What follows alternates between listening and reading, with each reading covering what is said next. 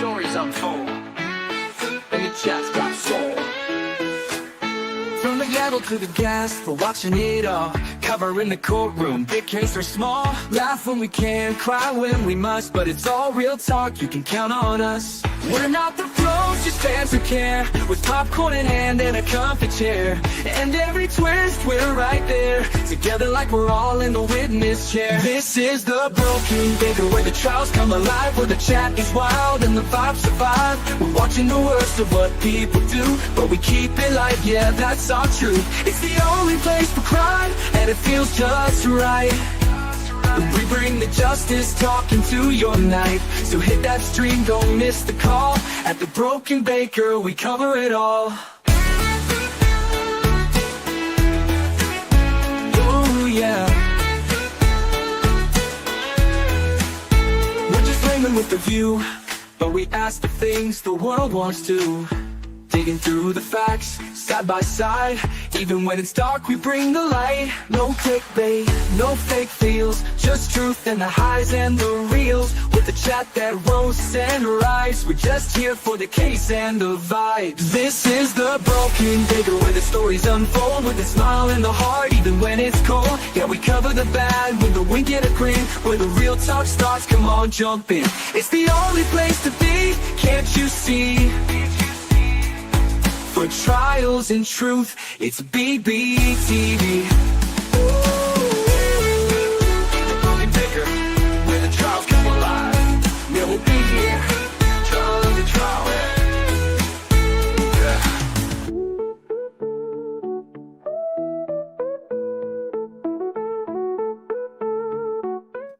Good morning, good evening, good afternoon, wherever you are, whoever you are.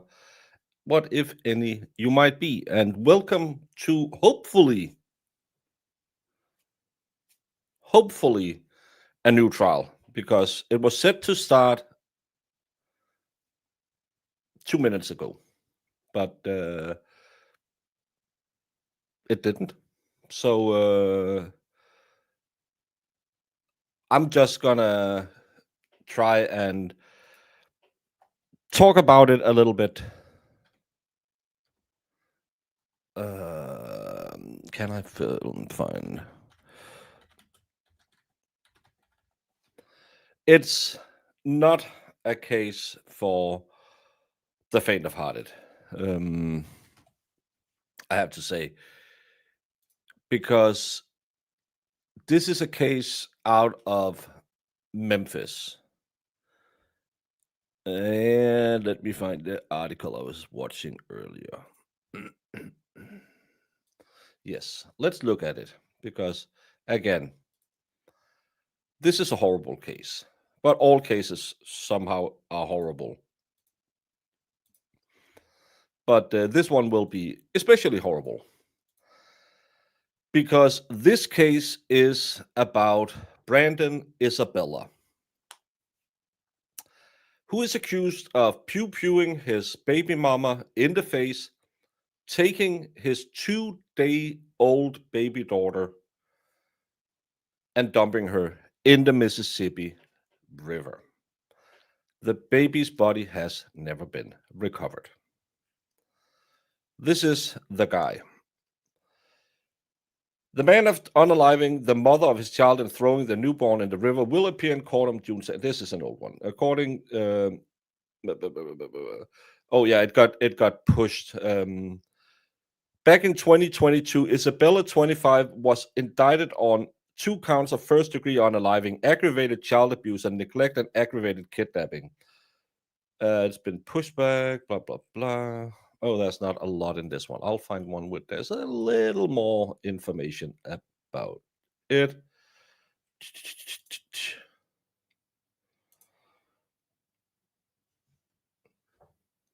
It says that the opening statement began yesterday, but it also says it begins today. So let's hope it's today. It's going to begin, because opening statements begin Tuesday for the man accused of unaliving his girlfriend and then throwing their 2-day-old daughter into the Mississippi River. It began Monday with jury selection. Brandon Isabelle, now 28, is charged with the 2022 death of his girlfriend Danielle Hoyle and their newborn daughter Kennedy. Isabelle is facing 2 counts of first-degree aggravated child abuse, neglect, and aggravated kidnapping. The DA's office said on February 1st, Isabelle lured his girlfriend, 27-year-old Danielle Hoyle, to meet with him in Memphis' Whitehaven neighborhood and bring their newborn daughter, Kennedy Hoyle. Kennedy was just 2 days old. Police say he confessed to unaliving her, then throwing the baby into the Mississippi River. Despite a multi-agency search, Kennedy's body was never found. Isabelle entered a not guilty plea for the charges. He was indicted months later in September 2022. Action News 5 will be live streaming. Oh, can I see that on the YouTube? Maybe they have it. I'll just try and see if they have it. Action News 5. Just maybe.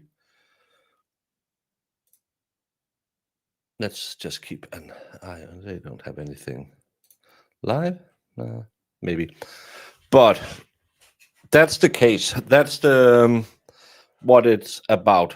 I know Court TV is live, but it's not this case. They are back at the studio discussing right now.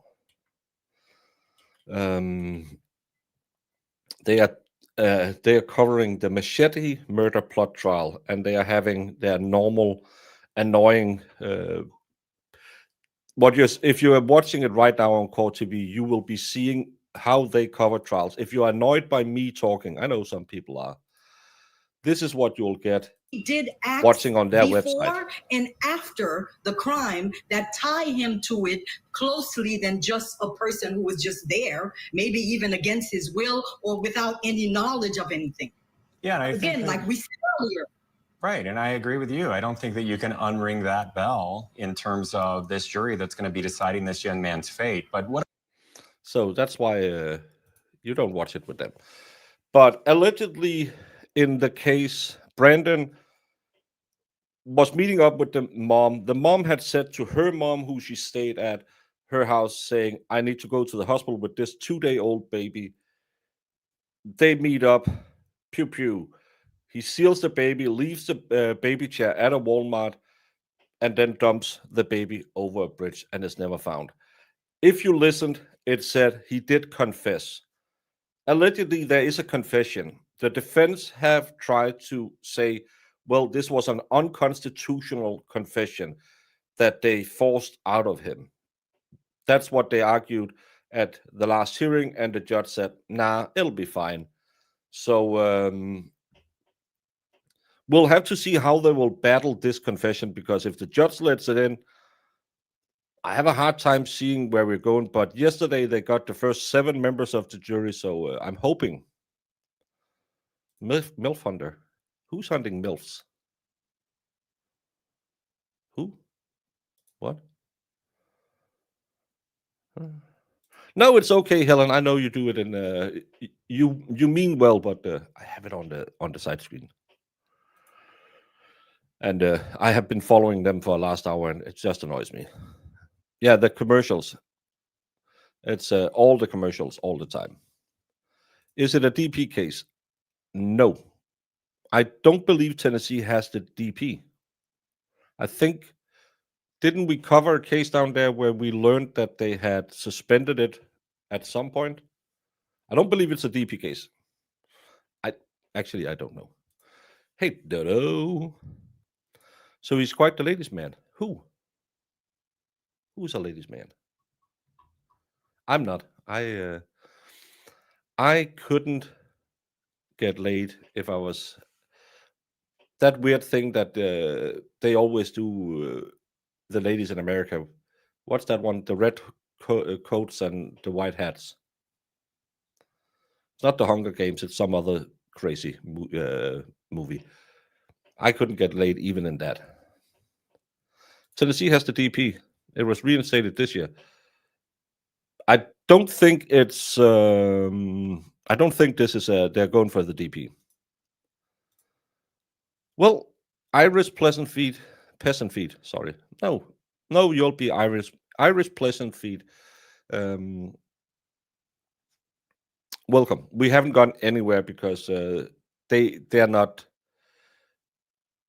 Oh, they're saying opening statements after jury selection at 2 p.m. Eastern. That's in an hour.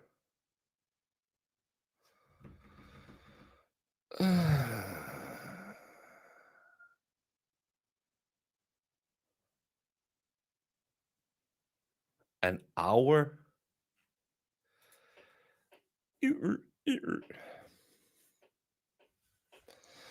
Well, that was. Are you recounting one of experts' dreams for us? I don't want to be in the expert set. Handmaiden's Tale. Handmaiden's Tale. Yes, I knew the movie. Yes, that movie.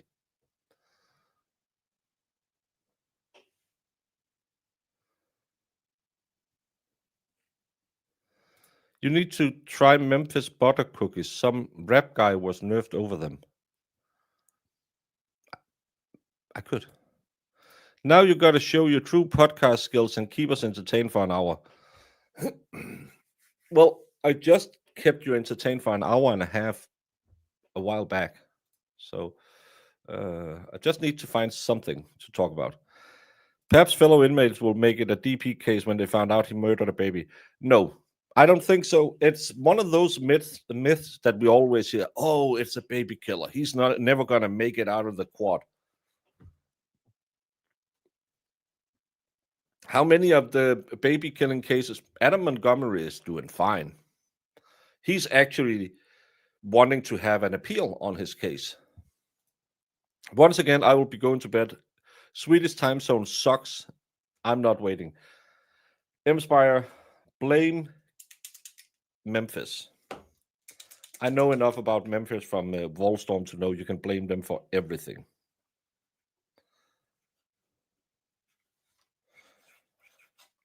And I know when you see these, I get recommended a lot of these former inmates talks about being in prison. They always say, well, you'll be asked to show your color, and that means your paperwork. And then when they see you did this or did that, you become a button boy. But probably become a button boy if you're a weak ass too. Saw you in Emily C's chat. How did she do? She did amazingly. First of all, first time live, and she just ran with it. Big kudos. She had 400 people. Having 400 people is a lot. And I don't know if she didn't notice or did anything. My first stream, I had 0 people watching. My second stream, I think I had maybe 2. I can remember when I hit double digits the first time, you were sitting there. Ooh, there's so many people watching. And we are 140 people now. That's normally where I am. But earlier today, we were at 600, and now you get a little clammy hands. I didn't see the 600 till after I saw 400. Well, someone mentioned it in the chat, and then I saw it. But I think she took to it like a duck to water, and I think she can go far. She has this quirky way of seeing things in people. She can emulate and do all her little skits. Do you call it that? Where she emulates people. She has a funny mind, and I think she can do a lot. She wants to do a lot of different things, and I hope she likes it, because being a YouTuber is really, really fun sometimes, but it's also really, really hard.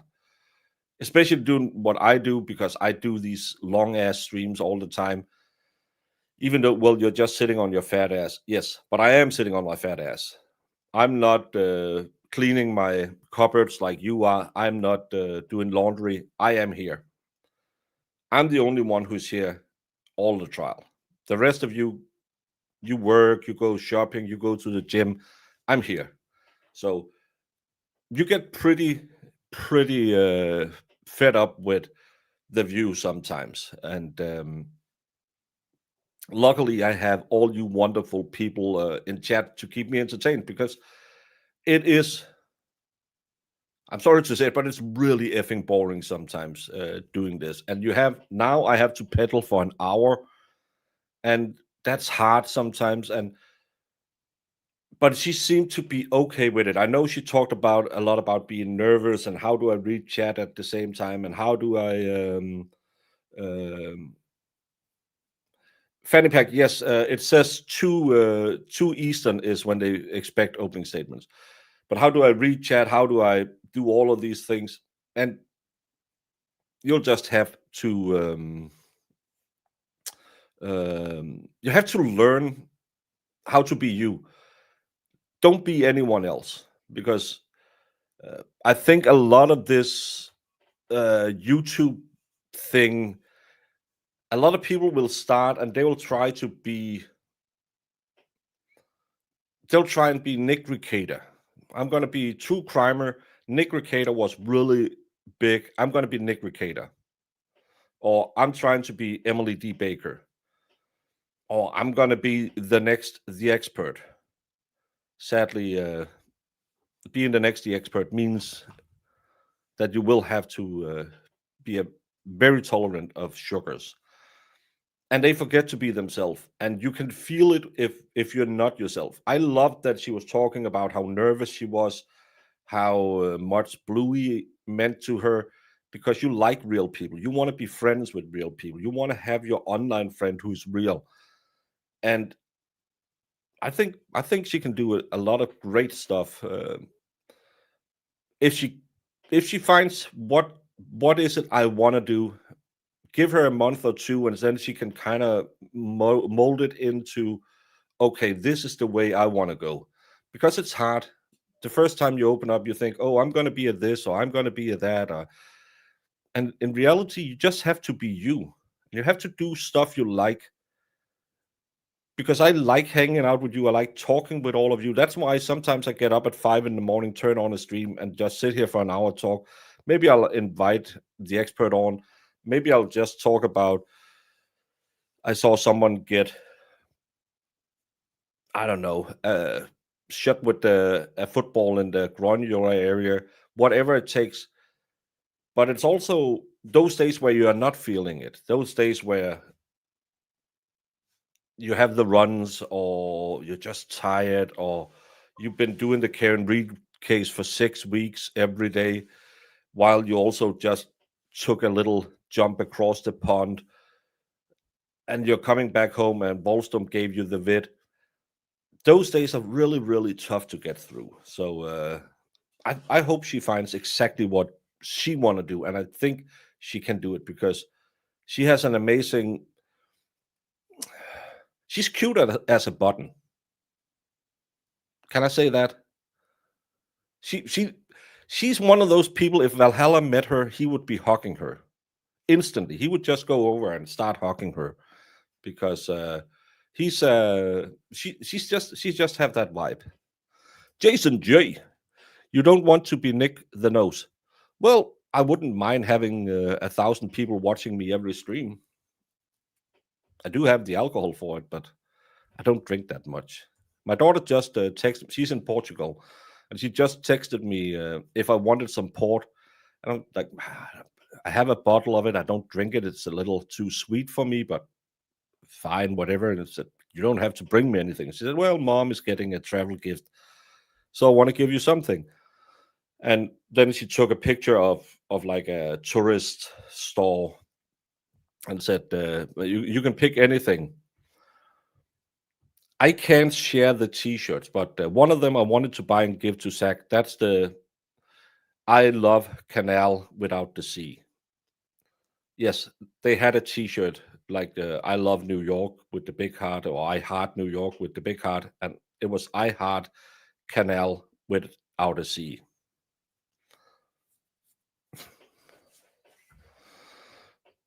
Or the days you're recovering from a disease Baker gave you. I never gave myself any disease. I got given a disease by Volstorm. Yeah, sometimes you have a little stomach problems, but you still have to be here. If I had a channel, I would be all over the place, crime, politics, life, etc. And that's the problem, because YouTube's algorithm will hurt you. That's why they can't figure me out. I'm doing live coverage of trials. Then I'm doing an hour show talking about idiots on TwitSwat. Then I'm doing an hour at night talking about whatever, how Rose is the worst person in history. And that's, my algorithm is fucked. Yes, cute in a wholesome way. Zach, you stay away from her. Don't ruin her.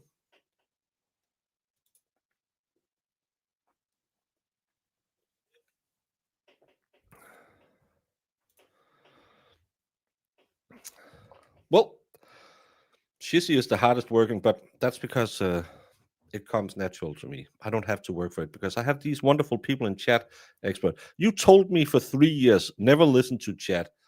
I started listening to chat and everything became easy. I didn't have to work for it anymore.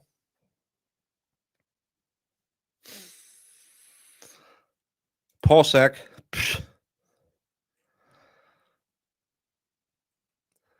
Even the pros get nervous. Melanie Little looked nervous first few minutes with Billy Bush this morning.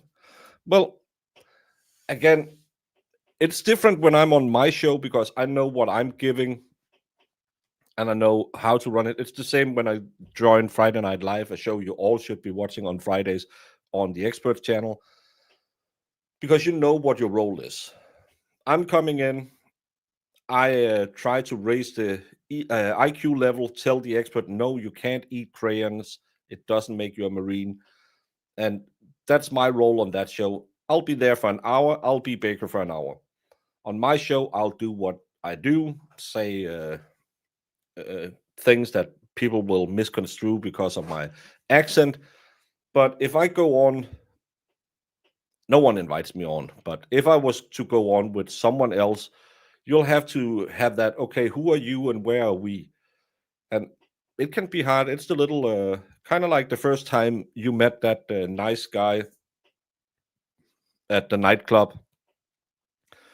You'd only seen him at the gym in the gray sweatpants, and you liked the gray sweatpants or what they didn't conceal. And you're trying to dance with him, and you're doing the, are we just going to do the roboto next to each other, or is it going to be the, it's that little dance you need to do. So of course you'll be a little nervous sometimes. If I'm technically in Denmark, what can I send?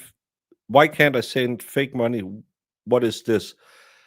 Because your bank account pays out of your bank, not out of the country, would be my guess.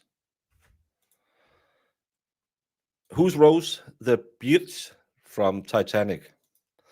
9 months, that's a baby. Love you, chat and YouTube and thank you for the laughs. Krista, thank you for the 9 months. And we're here to entertain. Hey, Dillinger Arms, thank you for 3 months.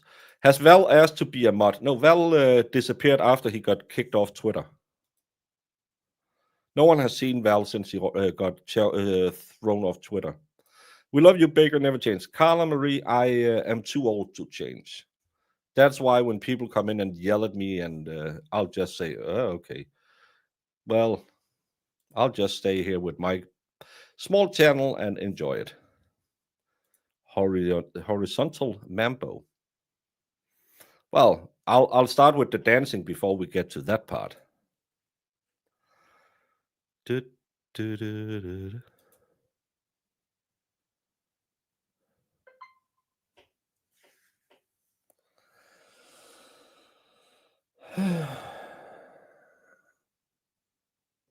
Remember that person who said, if I could give you a tour of the expert's brain? I can't. Because I don't understand the expert's brain. You have the same accent as the new lawyer. Mine is just a bit heavier. I thought he was Swedish because his last name ended in son. So I thought he was Swedish. I instantly thought she was guilty because she had hired a Swede. Then I found out, oh, South African. she didn't fall that far that she needed a Swedish person. Thank heavens. Do you have the same accent as in what's that, Fedorowski, the one with the aliens, District 9? District 9? Do you have the same South African accent as that guy? Valhalla is offering goat rides behind a dumpster off Broadway. Why is he? Is he in California?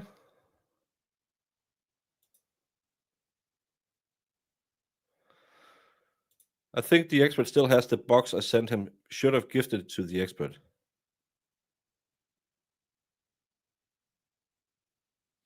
Yeah, District 9.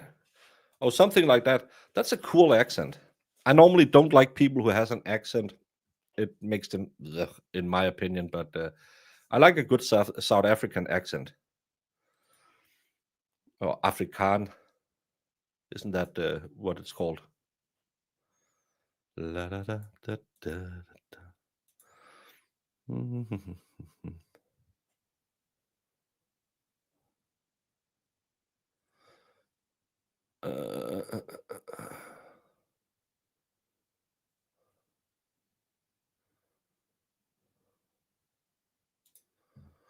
Oh, interesting.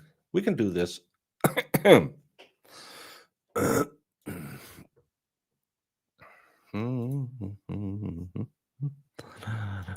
Opening statements at 1:30.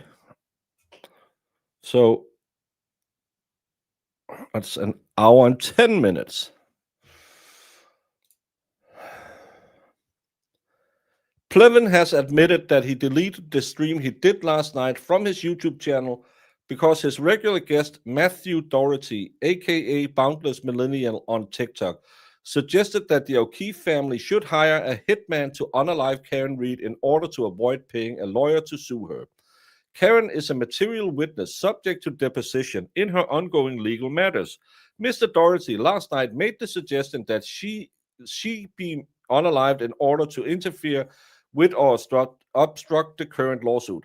This is perhaps the most egregious form of witness intimidation possible, and if I were Karen Reed, I would demand he be charged immediately. It's noteworthy that Plevin, who claims to value civility, did nothing to admonish Mr. Doherty. He says he only took the video off of YouTube and not his personal social media accounts because he didn't want to risk losing advertising revenue via demonetization. How many people does Plevin have watching him in a job explaining? I bet you it's not worth the monies. Losing advertising revenue. The stream I did this morning with 600 people will probably net me around $15 in ad revenue. All you generous people is what it makes it worth it. I would, to live off of it, yeah, you'll need at least 100,000 subscribers who stop by regularly. There was about 150 watching when I was on there. Oh, you were on the panel yesterday? I could see you be on there. But 150, yeah, probably $2.50, $5 ad revenue he could lose. It is in Memphis, it's central, so we are about an hour and 15 out. They all sound butthurt. Empire, you were going to bed. But yeah, all of them seems really pissy. And I don't know who this Margaret, oh, I'm not showing it to you. This Margaret McLean, Plevin did a big reveal like a month and a half ago that he was switching the direction of his channel. No more Karen Reed. That was done. He would now be focusing in solving cold cases like he did before with the Molly Tippett, whatever, the one who hacked someone with an axe, Molly something. 2,500 views on Twit. That pays him nothing. He solved that cold case I read it in his book. He didn't solve shit. because he just made up a story. But he was going to do the solving of cold cases, I think, because he saw that a lot of the true crimers were kind of starting to go into cold cases. That story about the girl who fell off the cruise liner was kind of getting big. So he thought, hey, I'm going to grift the shit out of that as well. And then he hooked up with this Margaret McLean. It's a crime media. Don't know her. And I think he's still doing the same shit, just sitting there talking about how he's smarter than everyone else and how all of us are el retardado. That's a serious threat. Someone needs to report him ASAP. Well, I think it has to be Karen Reed because she is the witness he intimidated. It's 12:15 Central right now. Yeah, and it's set to go. I'm looking at Kathy Russo's tweet. It 1:30 p.m. Central is when it's set to go to. So an hour and 15 minutes. But let's see what Aiden shared. I'm going to embiggen it. Audio full go. I think that the lawyer did a really good job explaining, you know, the case high level, and she looked a little uncomfortable. I just don't know, like how he's explaining how long it's going to drag out. I'm like, are they really even going to get a benefit over time? You know, how much are they paying for their lawyer? I mean, I think they should just hire a hitman, to be honest. I think that the lawyer did a really good job explaining, you know, the case high level, and she looked a little uncomfortable.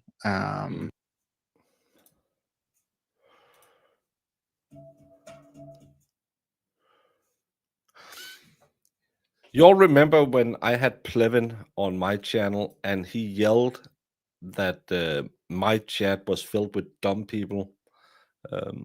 That's not true. Zach is only one of them. And how he was morally superior to all of us. I hope he's been out there today retracting it and saying how sorry he is that he gave a platform to someone who, not for the first time, wanted Karen to be unalived. Remember when they did the verdict watch, wasn't it something like it would be irony for her to step out and get run over by a car right now? That was the same. I remember his lispy voice name exactly like that. This unholy printer is washing into the ocean along with the computer and I. Just toss the computer and the printer. Stop being dramatic. You're not a sea turtle, so let them choke on the computer and the printer. And then go back and let the beagle eat you. That beta is cringy. Yeah, he is. Why does it sound like he has a peck on his nose? I don't know. He is a guy who apparently has a TikTok channel who started hanging out on Plevin's channel with him, Krusty, and Caffey Daffy, who also was on the show where he said that Karen Reed should be hit by a car. And he seems like this has nothing to do with his sexuality, but he seems like a little bitch. He seems whiny, very beta, and he seems like a little mean girl. And he seems like, I don't know. I've never seen Mean Girls, but he could probably be one of them. And he's always sitting there with his snark and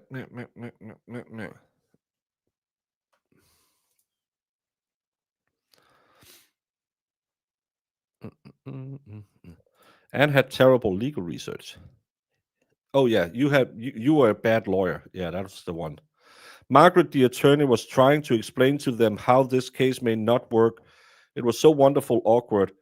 They didn't want to hear it. And that's the funny part, because all of these people who has no life skills, who have no knowledge about anything, when confronted with the truth, they just make up, well, Karen Reed looked uncomfortable. Karen Reed looked like Karen Reed looks. It's the same look she had on her face for the 16 weeks we watched her trial, 14 weeks, how many, where all the people said, oh, she looks angry. Now she looks, oh, she's worried. No, she's not. She knows she has a way better case than the O'Keefes, especially now she keeps pulling all of the McAlberts into it. So come on now. But all of these people, they'll do that. Oh, look at her face. Oh, that lawyer has an accent. You know he's dumb, because they're very xenophobic. They don't understand that people outside of America actually. I know a lot of you Yanks, this comes as a surprise. We do own books. We open books. We go to school. Sometimes some of us have enough money that we have a television set. We'll gather the whole city and we'll watch whenever we have electricity. We'll sit and watch the TV. Sometimes I learned this wonderful thing about America, that you celebrate your Christmases in tall buildings, and you don't like Germans. I find that a little racist against the German, but apparently it's not cultural appropriations to use words like Geronimo and Yippee-ki-yay.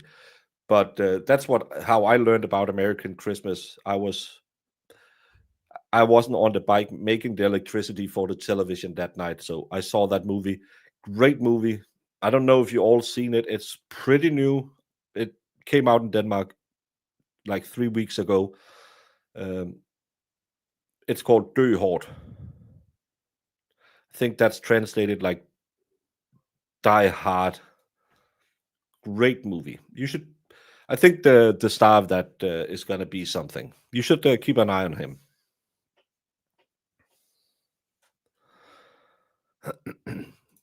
Yeah, the Lisbon nasal way of talking has been normalized. How now in the young men? My sister actually had a gay friend when she was younger. Nothing here. Then he moved to Copenhagen and he got all that effeminate way of speaking. And my sister said, "Why did you change it?" Well, that's how they talk over here. No, they have a Copenhagen accent. They don't talk in a high nasally voice. So you just changed it because you wanted to fit in. Yeah, well, maybe. Best Christmas movie ever. I'm German though, so there's that. Yeah, they seem a little anti-German. Hans Gruber. He seems like a nice guy. We're back live. Well, I'm back live. Yeah, I know what a TV is. I've heard someone gets it in color, but I don't believe that. How could no one can paint it fast enough that you can get color on the TV? That sounds like a sex story. I hope they make a second one of those Die Hard movies. Could be wonderful. Maybe put it in Russia and bring his son along, and that would be a wonderful movie. There are 3 Die Hard movies. Well, 3.5. Die Hard 1 and 2, good movies. Die Hard with a Vengeance, is that the one where, hey, Zeus, what do you think? I'm Puerto Rican? He says, hey, Zeus, like I'm gonna stuff a rod of lightning into your behind. I think that's the line. That's an okay one. Then there's the one with the cyber attack. We're getting into Steven Seagal mode. And then the one in Moscow, absolutely horrendous.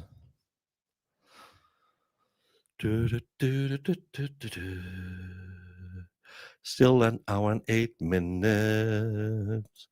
Can I find some more on YouTube, Twit that I can talk about?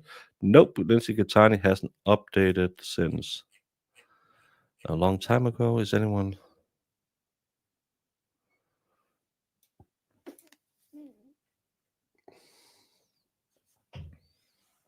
Oh, people are. I don't. Be nice to Lindsay. I'm gonna town bicycle her like everyone else because your people are not very smart. Firstly, all of Kate Smalls and the soccer accounts. We read this. The conflict was created by Aiden.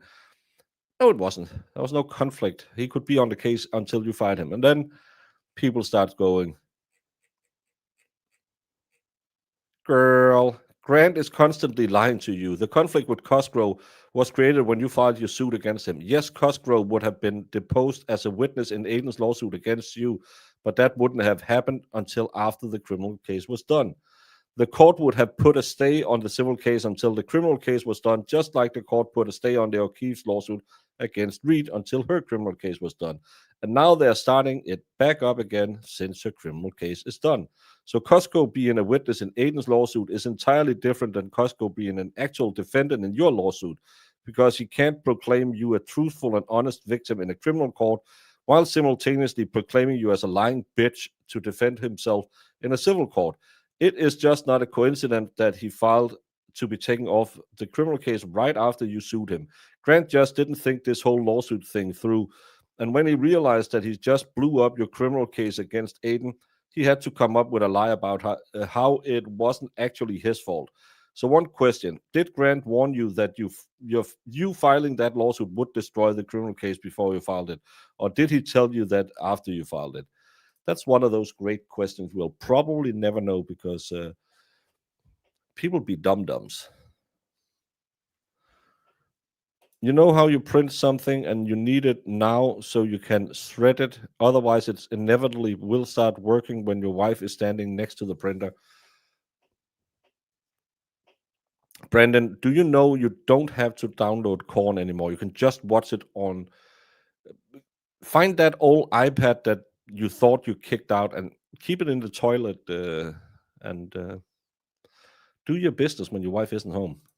Be like Lindsay. Do it at 11:51 a.m., but don't search for the same things as Lindsay. A lot of it was really weird corn. I'm a very faithful subscriber and supporter of the show. I said nothing wrong. I recommended a TV show. What? Who deleted your text?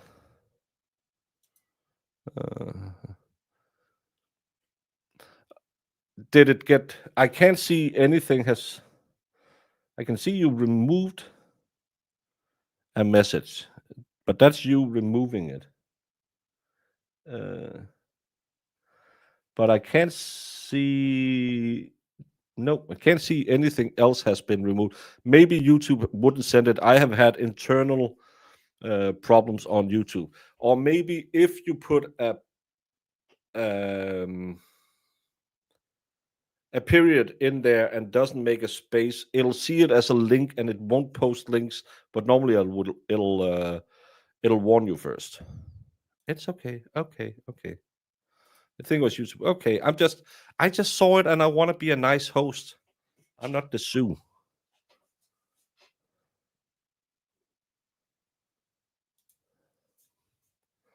Phone was on the desk, Sue. I didn't touch anything. Okay. Can you give your honest opinion on Grant Ellis Smith, the towel moron? I don't know the guy, but what I've seen, I think either he has some cognitive issues, that combined with a massive drug abuse. And yes, I believe that in the amounts he's smoking weed, it is abuse. I tried to watch his show. He clearly has... I'm not a shrinkologist. I only did 2 years of psychology in high school. So all I'm saying is just based on my opinions. But the way he's constantly moving, it looks like he kind of has some Tourette's or something, some neurological issues. And at the same time, I think by reading all of the lawsuits and all the times his mom has called the police on her because he stole his brother's car and all of that, I think he's an entitled little prick who believes that he's better than everyone else because my mom's a lawyer and my dad has a big house. Some of the worst people are dumb people who grew up with a little bit of money, because they will get such a big ego that they will be very, very demeaning against everyone else. It's kind of the same. He has the same problem Plevin has, that you can't acknowledge that other people might also be smart, even though you don't agree. You can disagree, and you can still be a smart person if you argue your position. If you can't argue your position and just have to start yelling at the other person, your position isn't strong enough. Both of them have the same. They don't listen to anyone or anything. But I think Grant must have some neurological damage. He constantly has this movement where I'm thinking it's kind of like, because there's different forms of Tourette's. There's the funny one we laugh at because they'll say Zach has a small pee. Zach has a small pee. Zach has a small pee.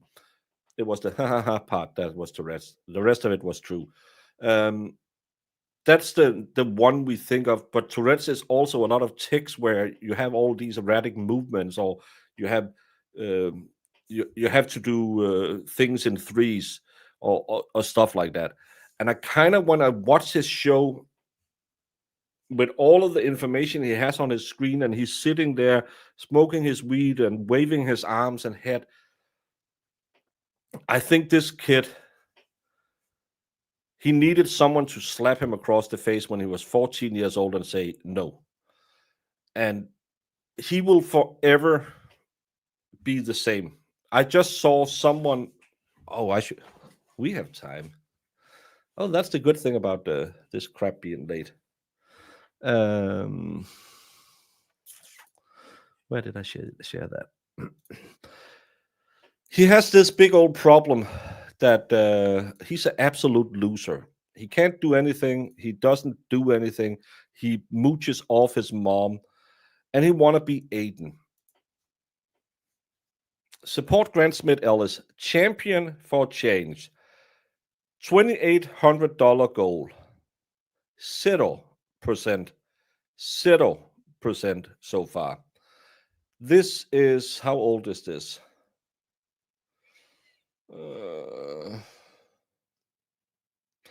It's created 6 days ago. Let's read why you should support our good friend, Mr. Grant himself, the Mr. Champion of Change. This is P.J. Mitchell, who I'd never heard about before, but he knows Grant. Support Grant Smith Ellis, a champion for change in need.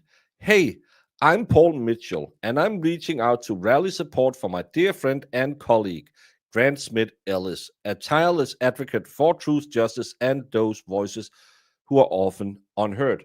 And if you notice this one, as I always say, I know I don't always edit them out.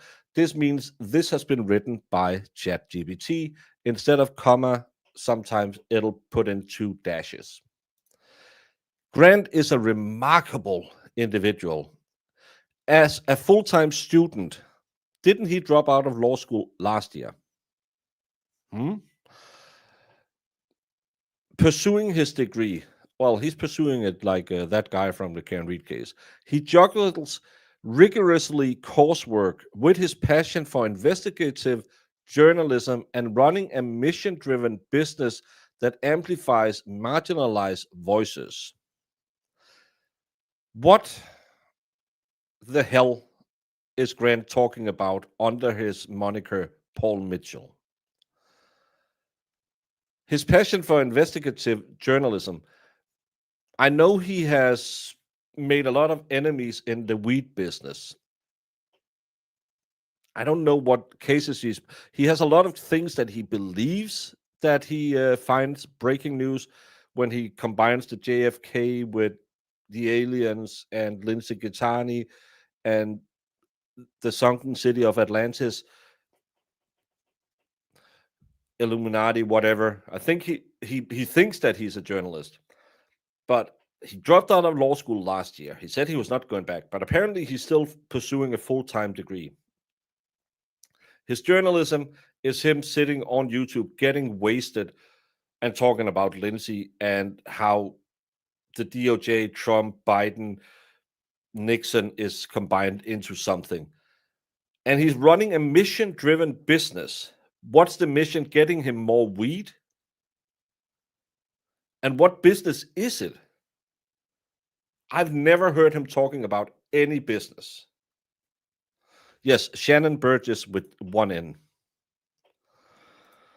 He's on the spectrum somewhere. You get banned from that chat before you can deliver the punchline. Well, everyone else gets to be a moderator on it. Yeah, Slidey was. Oh, here you are. Slidey was sneaking in a little bit late. He's reporting on cover stories that spark change. Mention one.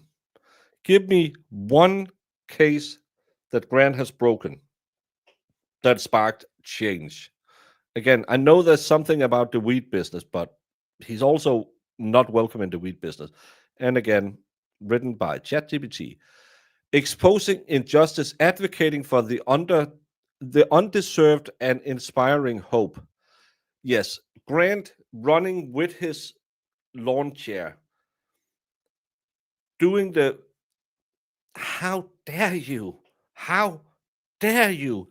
was really inspiring. I think the most inspiring thing was it MG who said, "Eat shit, Grant." That time where he fell over the railing. That's the most inspiring, because Jamie can still laugh whenever she sees him, because she'll say, "Eat shit, Grant." Jamie is mean. How old is Grant? Isn't he 37? I think he's 37 years old, but I'm not 100. Change for people to become violent. Well, change for people to go away, because apparently he smells like dirty socks and weed.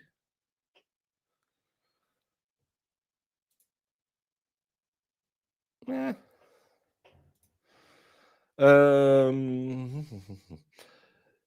Grant's work isn't just a job. It's a calling to make the world a better place. All we are saying is give peace a chance. At least when you beg for money, Grant, don't do it like this. But right now, Grant is at a breaking point. The financial strain of balancing tuition, living expenses, and his advocacy work has left him stretched thin. Without support, he risked burning out or pausing his education and impactful projects. We can't let that happen to someone who gives so much to others. This fundraiser is our chance to invest in a champion for change. Your support will help Grant stay in school and complete his degree without financial stress. Continue his bold journalism, shining a light on stories that matters. Sustain his mission-driven business, which uplift communities in need. Every donation, no matter the size, will make a difference. For instance, $20 could cover a week's worth of meals, easing his daily burdens. It's ramen, but it's good. 50 could help with transportation costs to pursue his reporting. A hundo could contribute to tuition, keeping him on track to graduate. Your generosity would not only help Grant stay afloat, but also ensure his work continues to ripple outwards, touching countless lives.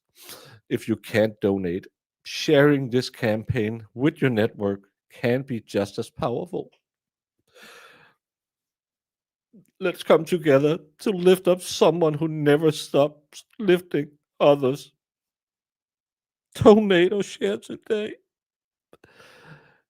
And let's keep Grant's light shining bright. Shine bright like a diamond. Shine bright like a diamond. With heartfelt thanks, Paul Mitchell.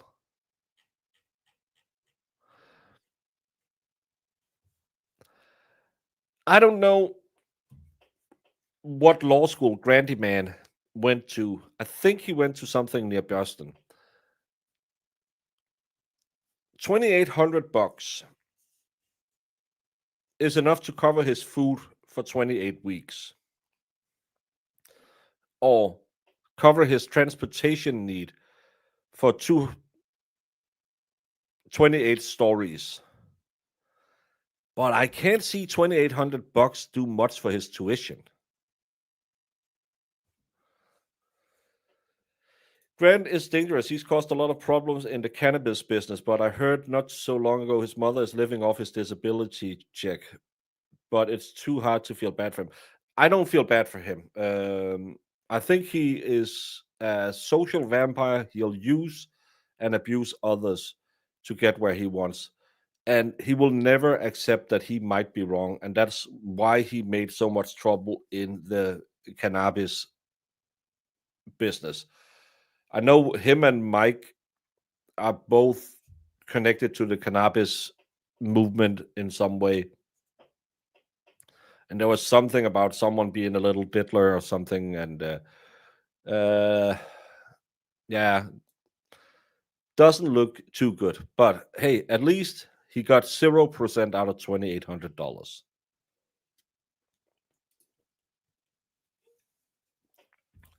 Just for the price of one of Twisted Tragedies coffees, you could donate to Grant's Ganja Fund. Yeah. $20 covers a week worth of meals, not with the munchies he must have. I think he's skinny as F, so I think maybe he doesn't eat that much. Maybe he's just stoned all the time, but he drinks Monster all the time. And the funny thing, this was 6 days ago. If I go into his YouTube account, don't go here. Simba, do you see the place where the sun doesn't hit? Never go there, Simba. I'm going to show you where the sun never shines. No, Zach, not that place. 1 hour ago, people think of government as this amorphous, taciturn, inaccessible apparatus, but really government at any level is a reflection of the overlapping, concentric, socio-political circles that make up its constituents parts, along with the specific human beings in those circles. This is his, hey, I figured it all out, conspiracy tree. Lindsay Gattani and Sandra Birchmore and John O'Keefe are the victims. And then I know Crofty. I don't know Marty Kraft. Maybe I should know them. I know Jason Broyles. Don't know Christie. Nicholas Garino is a police officer. Brian Tully is a police officer. Aiden, I know, of course. Yannetti, of course. Karen Reed, of course. Alan Jackson. Dustin Chow. I don't know. Farwell, POS. Robert Devine, probably a POS. Bukaki, why isn't he over here? Fanning, Tully again, Morrissey. Why have Tully twice? Why no Bukaki over here? But this is how all of this is connected. That red line that goes from Sandra Birchmore over John O'Keefe to Lindsay Gattani. All of these people conspired in some way to get all of them, because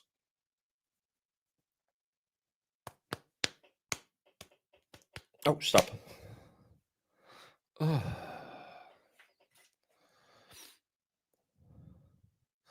No, not if you read the actual letter. He says from all of it. So because he can't do anything.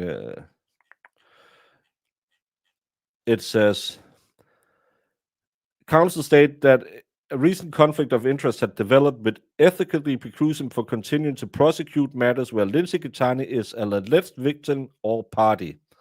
So he can't be in anything where she is. That's both the criminal and the civil case. He's good because he can't ask Lindsay questions because he has to shit on her in his own case. I watched this video I made about the chaos at MA Cannabis. I don't care. I wanted to go back. Brandon Hunt. Huh?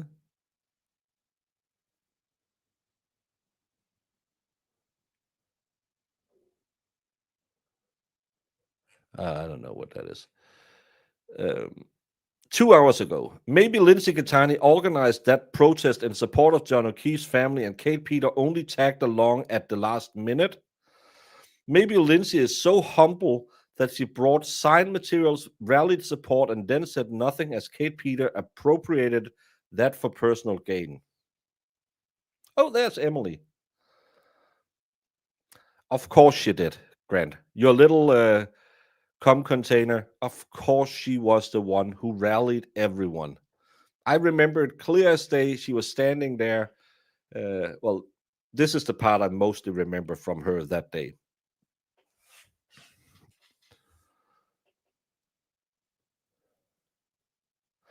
I implore some of you to think about what Plato was saying with the analogy of the cave in Book 7 of the Republic. Look beyond the shadows on the wall and run for the light at all costs. That's actually not what do it. But oh my fucking god. Simba, I told you stay away from the shadows. Is that you standing up here not being fooled next to to Sean of the Gulf?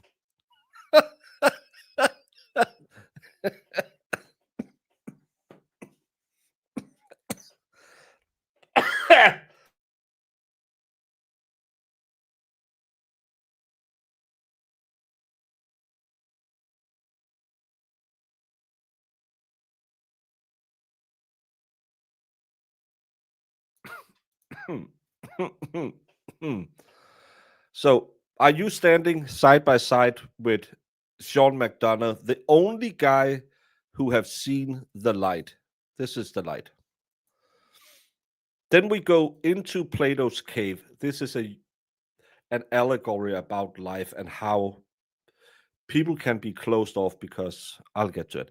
Some of Kate Peters' clients, some of the turtle riders, are now seeing these two people.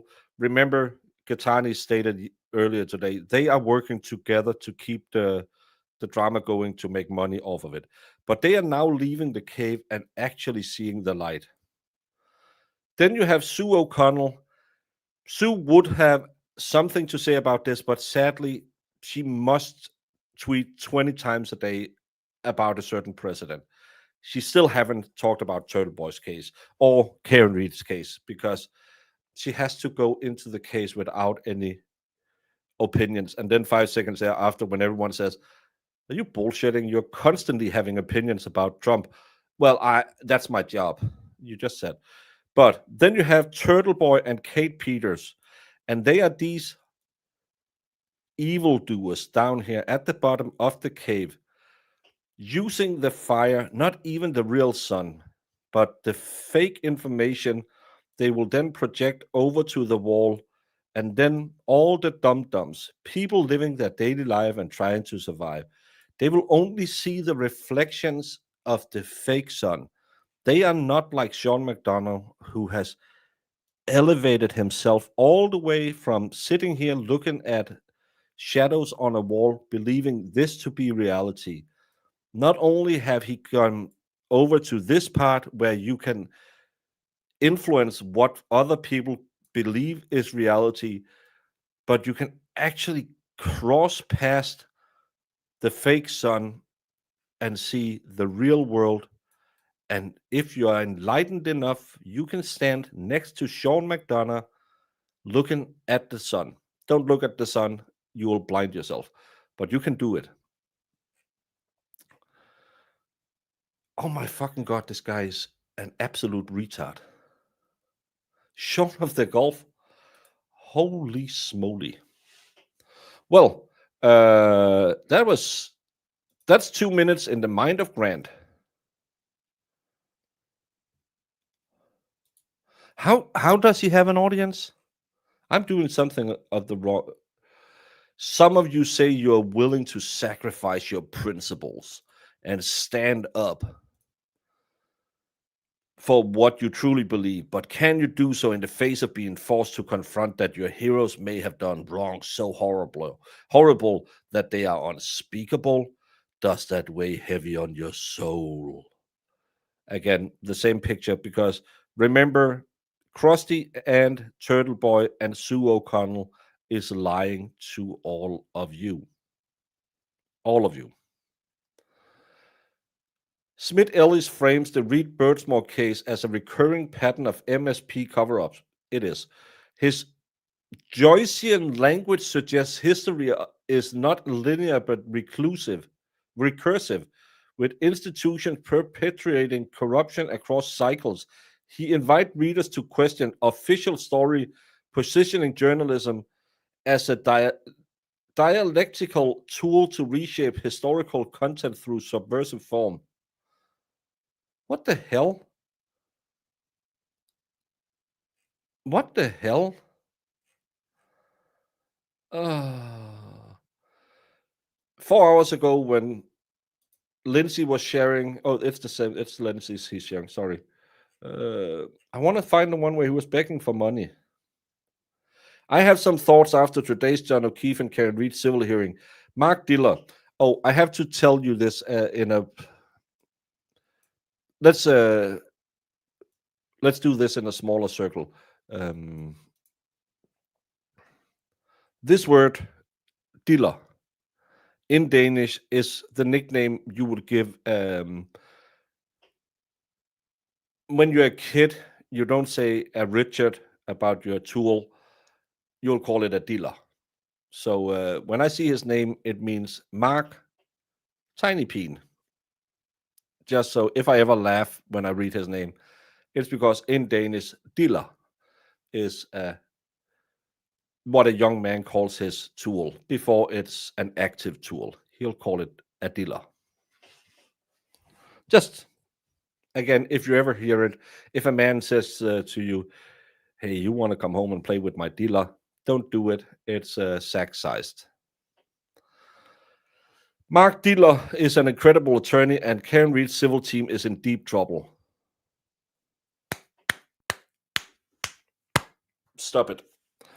The O'Keefe family as a voice. What? The O'Keefe family as a voice. The nation turns its lonely hearts to Miss O'Keefe and her quest for justice. I called her a bitch yesterday.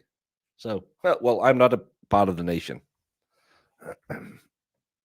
New case, yes, it's supposed to start in half an hour-ish. I want to find out. You were begging for money. Was that 6 days ago when that goes Sigifson go? He puts so much shit on Twitter all the time.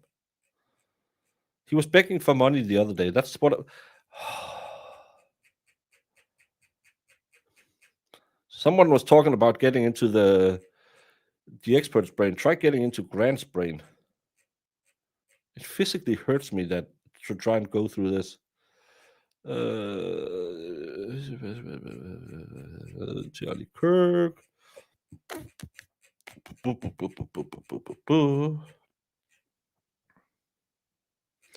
Charlie Kirk.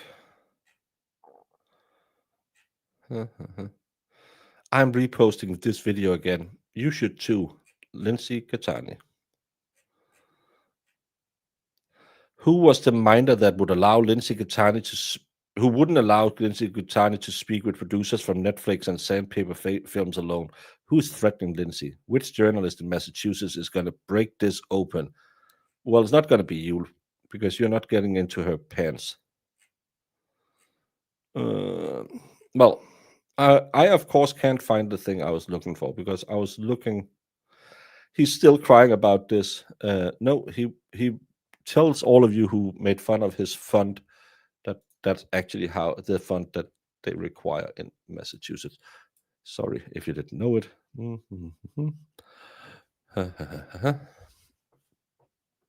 Grant's chat is hilarious. If he had a chat at all, anyone who has arranged the LGTB trial, he had to Zoom, so he had his biggest audience ever. Oh, he had to Zoom, so he had the biggest audience ever. There was like 50 wrenches in his chat rooting for LG. He's just an idiot.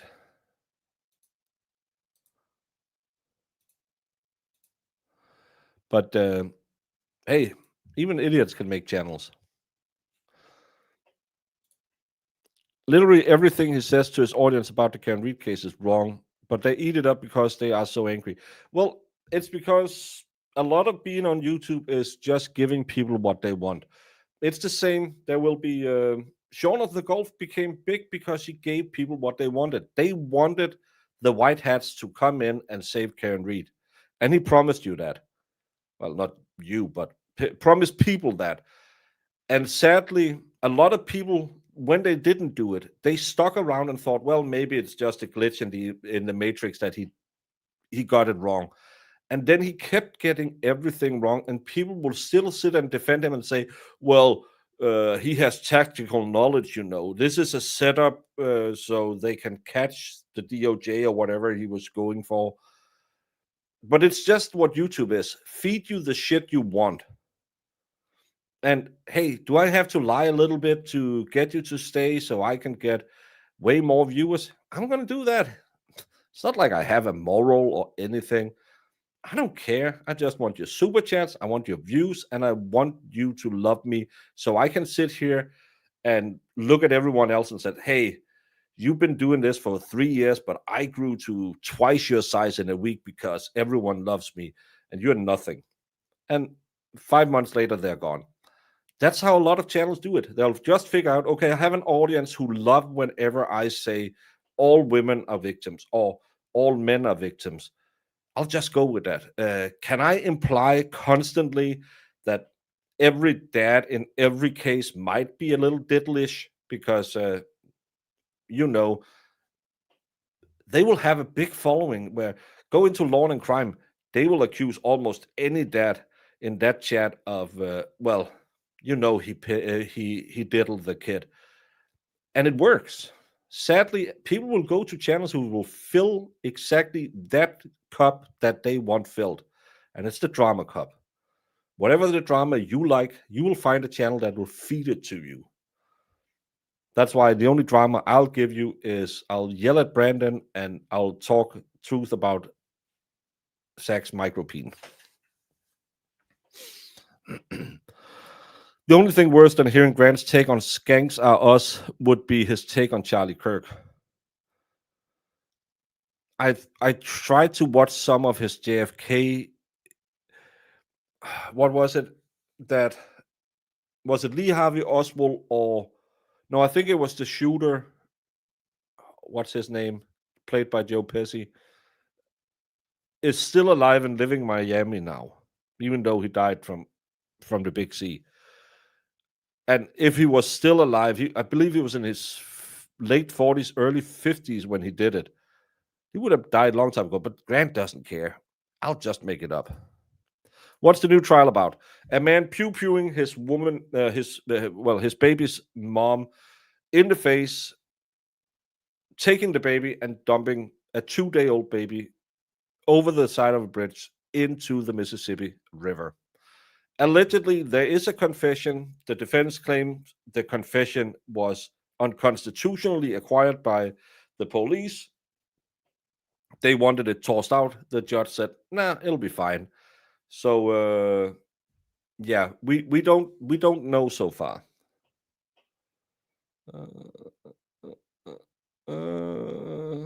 It's just a cut. No. They are still doing something in Iowa. A murder plot against someone. See you later. DePetro is another one who was completely wrong about Karen Reed. I can't stand that guy.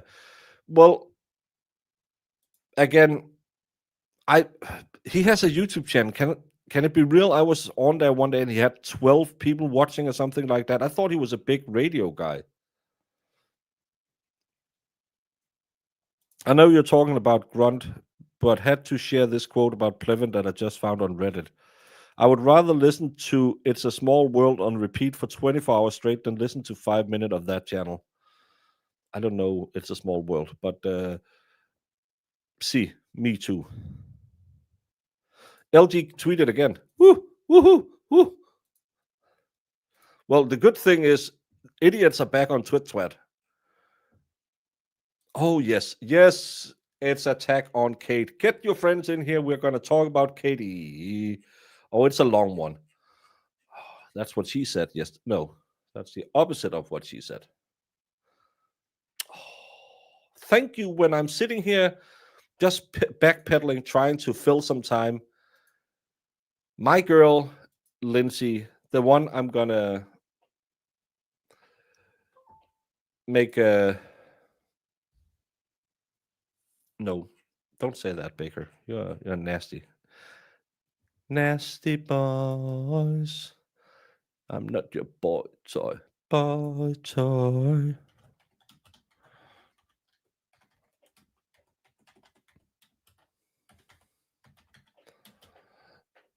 Mm-mm-mm-mm. You have morals. I was told by Swedish guys that Danish has no morals. Well, that's because all Swedes lie.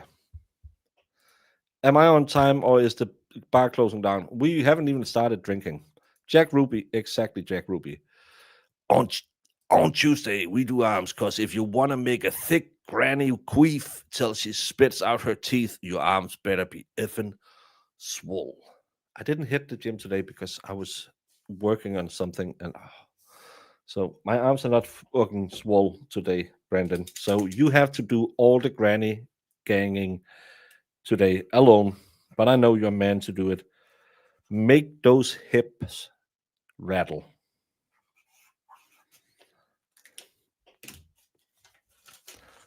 Gracias. You mix an HBK's theme song with the Nasty Boys. Yes, I am that talented.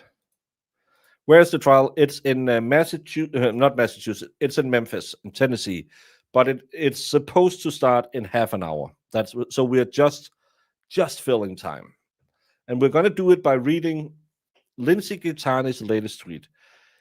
When I began speaking to Kate, she said she thought I had information about the Karen Reed Turtle Boy stuff that was very impotent.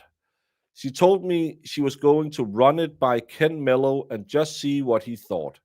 I was eventually given his number, and when I spoke with him, he asked if I would be willing to speak with his investigator.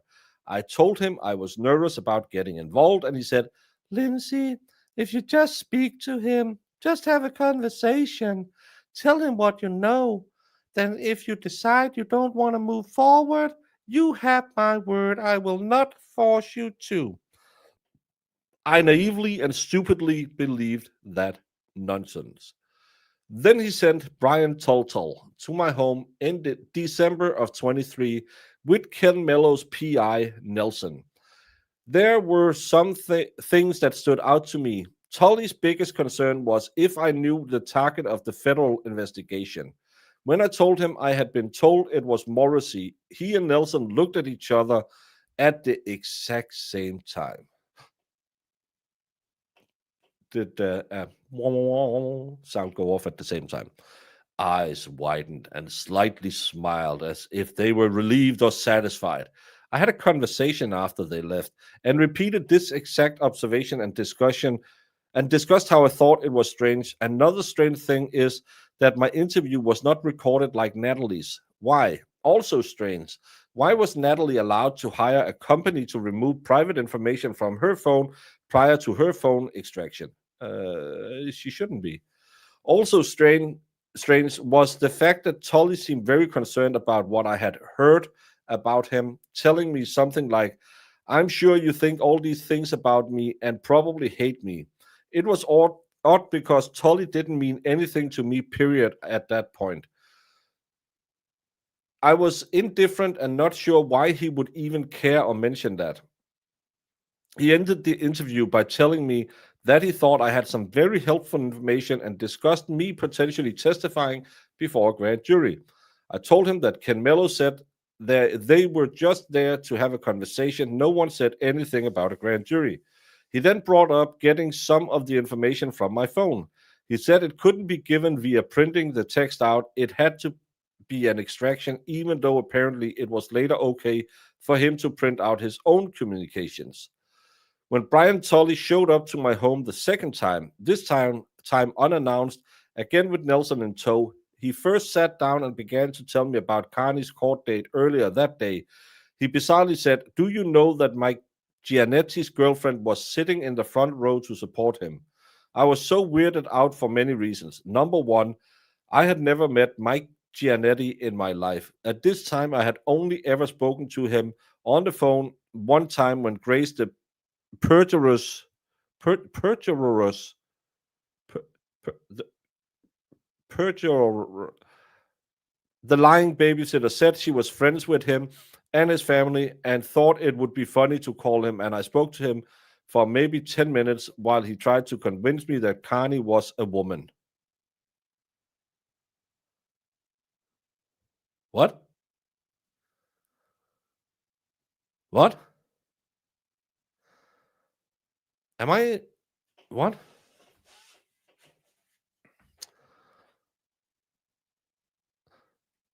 She was banging Aiden. Why would she believe he was a woman?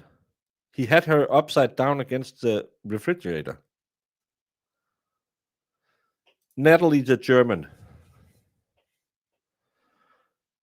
Perjurers. Not this Grace. Well, was it you, Grace? Are you sure? Free membership. Thank you. Did someone gift membership? Sorry if I missed it. No, no one gifted memberships. Nope. The only thing is that we have two. Oh, someone gifted 10 memberships earlier today, I believe. Natalie the German was the one from California that had the files. Yeah, that was never brought into the trial. But the one that KP claimed was the go-between between Karen and Aiden. He was a girl.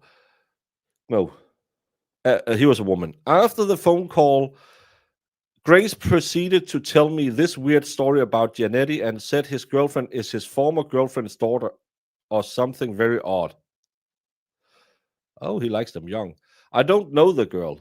And that fateful phone call that Grace thought would be funny resulted in Giannetti for months to come calling me occasionally and claiming Carney had hacked his phone and accounts. I still haven't met him to this day, nor do I know anyone he associates. Should I know that Giannetti guy? Is it one? I don't think I've ever heard about it. So why was Brian Tully telling me this as if I would care? He couldn't have known that I had spoken to Giannetti for the first time ever just days before, right? So just a really weird coincidence that he brought this guy's name up. And why was he telling me who was or wasn't at the hearing anyway? He then asked me if I had put any more thought into testifying. Remember, it was presented to me as if I had a choice in the beginning. I told him I was not going to testify and give my phone because it would just cause more problems in my life, and they already had all the same information I told them from Natalie. He said, we have a feeling you'd say that, and pulled out the subpoena. ... That's her baby daddy. It can't be her baby daddy because she just said that she didn't talk to him ever. Well, technically, you don't need to talk to get babies. But she said she never met him.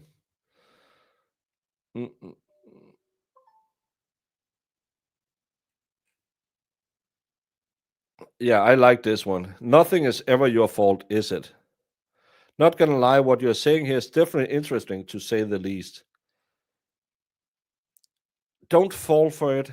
Please, don't fall for it. She is trying to do the good old heartstring. Oh, woe me. I can see a lot of, not a lot. I can see some of the people who are pro Karen Reed are thinking, "Oh, she turned around. She's gonna be on our side now." This lady can't be trusted, as far as I can toss Brandon. And Brandon lost some weight, so I could probably toss him at least about the same length I could toss a midget. So don't start trusting her too much. I'm just saying. I think she's a manipulator. I think she is really good at manipulating, especially men. She's one of those people who can read men really well and give them what they want. She'll love bomb them, and then she'll turn into an absolute psycho when she have you, when she's given you all the roadhead that you want and all the dirty stuff. Oh yeah, whips and chains excite me. But the problem is she'll then turn into an absolute maniac. So don't trust her. Just because she's shitting on Kate right now, she's the same woman who put Aiden in prison for 60 days.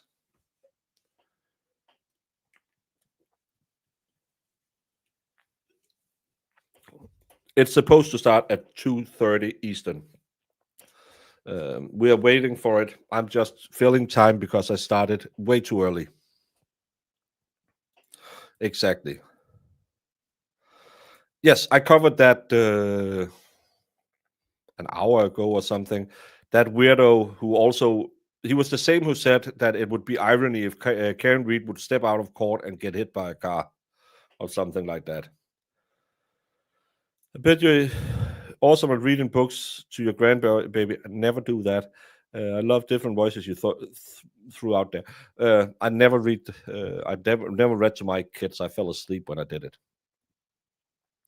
The Cluster B Club is the worst club. Avoid them. I don't know what Cluster B is. Frank Giannetti is the dude that used to go on Turtle Boy. But that's the thing. Even though I apparently is falling for all of Turtle Boy's dog whistles and I'm sucking his pee-pee, I never watched Aiden's show other than I'll probably watch 20 minutes at the end of it when I get up in the morning if I wake up early, because tonight Aiden will be going 9 Eastern. You should all go and watch it. It'll probably be really fun because tomorrow we'll cover when Aiden is in court. Mega Motion, Echo. So I don't know who Aiden has on the show. I don't know all these characters. Kevy Kev, what's the other one? Frank something. I don't know these people because they stream when I sleep. I maybe see them once or twice where I'm thinking, what? But everyone is talking because this is the one the Boston people know. And I'm like, I don't know any of these people. And so then when I read half of this stuff and people say, oh, did you know what Kevy Kev said yesterday? And I was like, he showed me he had a cat in his office or in his studio. I don't know. I sleep sometimes. How do you live stream for so long without going pee? I don't know Hush to do it. Oh. I think we are in Tennessee. I drink electrolytes. It's kind of binds the water in your body. Hey, Melanie. I don't live anywhere near my grandson. He lives 2 hours away, so I'm not reading him bedside stories. Isn't that Mike Giannetti? I don't know who Mike is.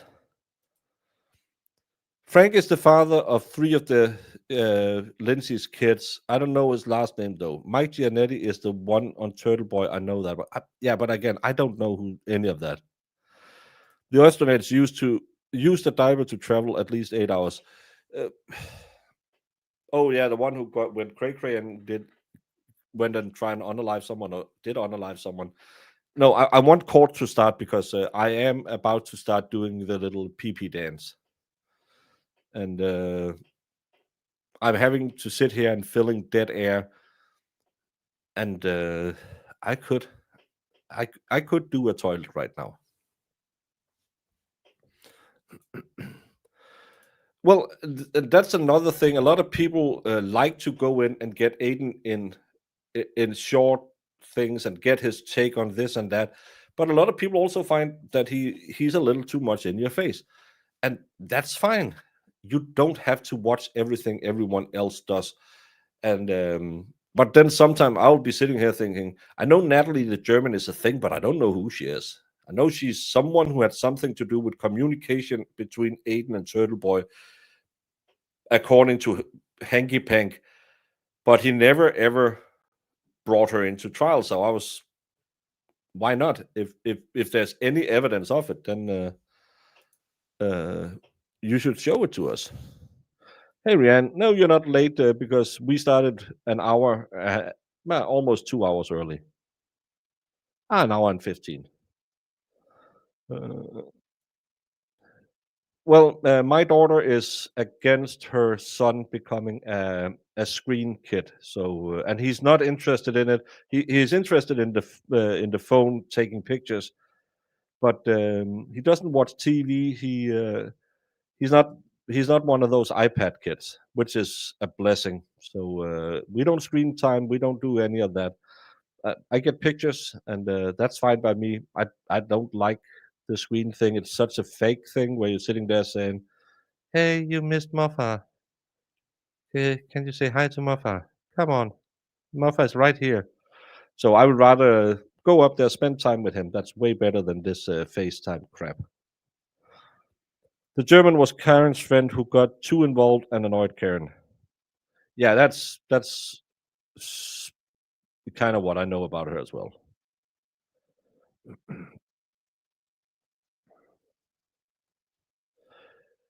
Well, I have that luxury. I'm a small channel. I don't have 2,000 people watching me like the Clara and Aiden. And chat will go fast when you have that many people. But that's because all of you lovely people want to contribute to the chat. If you are newer here, and please write in chat. As I always say, we have a very nice chat. And Sue and Zach isn't here today, I think. So they won't be annoying you. Yeah, let's get started. 14 minutes. Yeah, I'll make a tape for him. He likes music. When she was down here, it was, I think it was the day Ozzy died when I drove her back again. Yeah, and he was really mom sick at the time, and she had to go to the bathroom, and I was feeding him, and I kind of was able to distract him for a few minutes, and then he just lost it because he couldn't see his mom. So I started playing.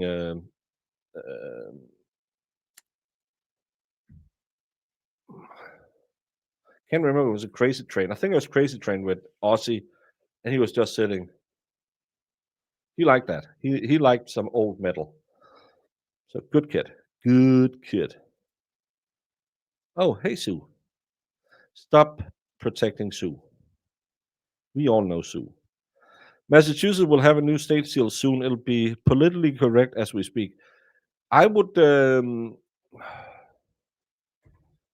let me suggest a state seal for Massachusetts.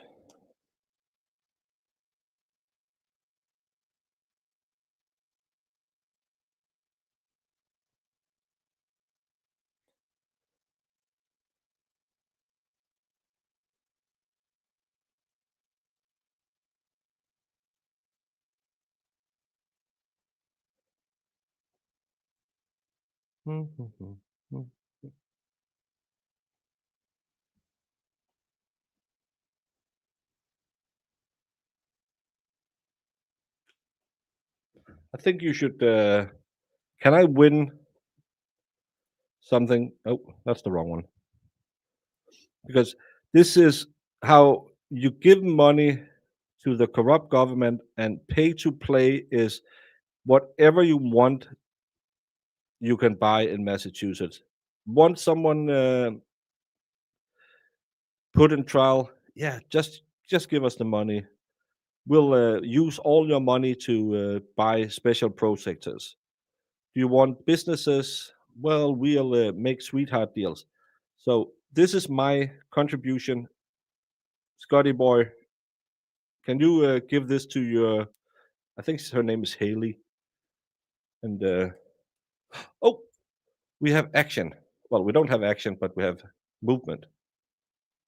Look at those old shitty chairs. I like that they've given them an extra seat cover, but there's no cover on the back of them. They're gonna be hard as hell. But a cool way to do the audio dampening. Hopefully that'll help with the audio in the courtroom. Oh, knock on wood! I just jinxed it. It's gonna be horrible.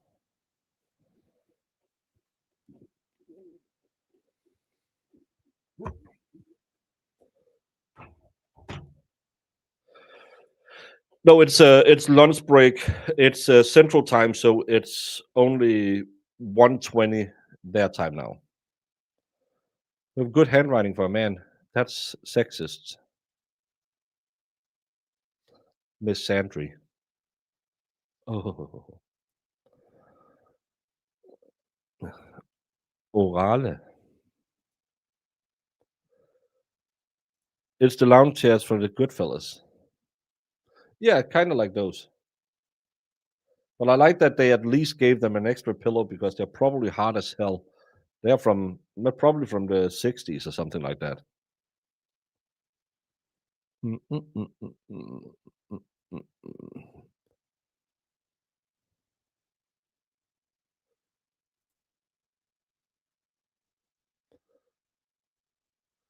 As soon as California took the mission off the state seal, I turned into a conservative. What mission? They have a black. California have a black bear on their state seal. How many state seals can you say, Baker? No, that's the flag. How many flags do you know in America? California has a black bear. Tennessee has 3 stars. Texas has 1 star. Do I know more? There's one with Massachusetts has a farmer and a soldier or something like that. Probably I should say, hey, could you tell me, let me guess which state that's from? What does Minnesota have? Corn, I would guess.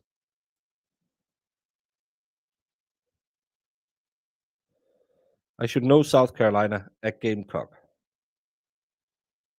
There's a cock on the South Carolina state flag. Massachusetts has a Wampanoag,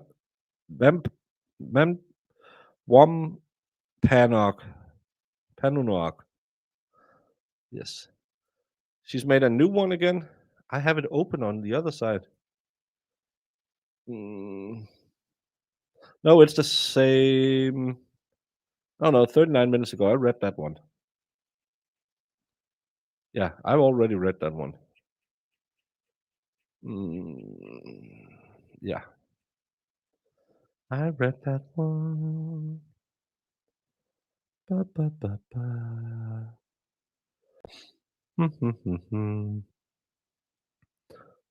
Someone said, you went to Kate Peters for revenge, period. You lied. Yes. Florida has a Seminole. That's also an Indian. I learned that. There's no new post. I just updated. The last one is the one 35 minutes ago. At least I think so. 40 minutes ago. Yes. No, nothing newer than 40 minutes ago. I already read that. The new motto and seal and flag, final 3 are gross. I saw it. I hate. It's just some. It's just like a triangle or a square. This one is a plow, a tree, a ship, I think. Why can't we just keep it that? Why must it be boring? It's the same with architecture. Everything is just a square. We used to build cathedrals, and now we can do a square. Well, it's more efficient. It's fucking boring. It's the same with art. I hate modern art. Well, I calcified some poo and then I put it in a blender to symbolize how earth erosion will overturn religion. Paint me a deer at a lake. Stop thinking you're smart. Stringer Bell, go Buckeyes! I need your address so I can send you a proper t-shirt. Send me a DM and I will respond in kind, or reach out to Jamie because she would love that I could have a Buckeye shirt. She has my address because she has threatened to come by and unalive me.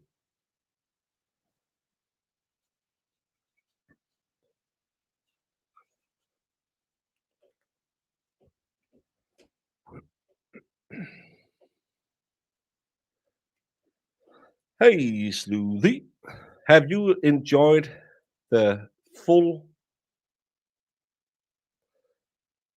Gitani Ritati show today? It's been glorious. Now it's Tully's fault and it's Kate Peters' fault. It must be wonderful to be that woman. She's a strong, independent woman, but has no agency in her own life.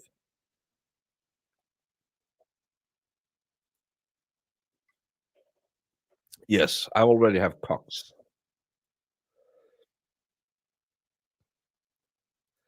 What is a stringer bell? Stringer bell is a character from a great show.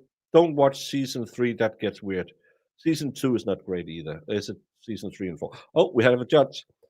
The Wire. Stringer bell is the one of the main bad guys in first 3 seasons, maybe 2 seasons. I can't remember. It's been a long while since. I always lose the will to watch it when I get to that part with the Greek and the Union people at the harbor. I can't stand that cousin. Yeah, The Wire. Yes. Texas is the Lone Star State. Yeah, that's 1 star. And they have the single worst football team in history and the world. That's just a non-disputable fact. Hands up, how many here doesn't think that the Dallas Cowboys is a good team?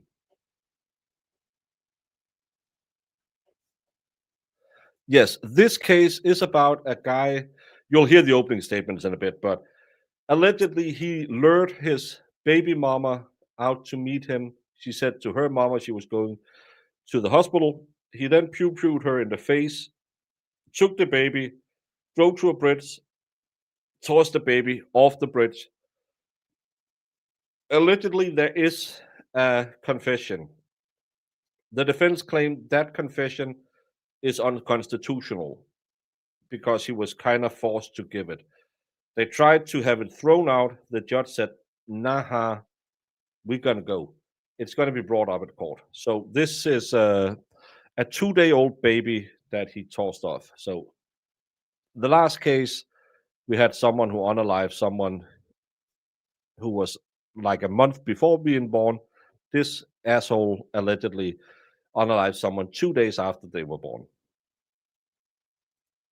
I live in Ohio. My team are the Browns. Everyone is a better team. Well, it's kind of like me being a New York Giants fan. You suspect we suck, and we know we suck, but the Dallas Cowboys will still tell everyone this year. We have a football team called AGF. They are always saying, not this year, but next year we're going to win Champions League. To get to Champions League, you have to be Danish champions. So it's their way of saying we're going to win it this year. They're shit. Well, actually, they're number 1 right now. Well, we have to see how much they have on him so far. Where's Mo? She's on her own channel. I think she has been doing morning stints with Flux, Fox, and 2 more. But they have been doing a rerun on a case in the mornings when I have my daytime show as well. So haven't really been able to talk much to her lately. I miss Mo. I was actually thinking about having her on yesterday for the Can Read, but then I saw she was on the other one. Hey, Rough Rider. He is a Steelers fan. You must not be familiar with the Detroit Lions. That's also a sucky team, but you suspect them to be sucky.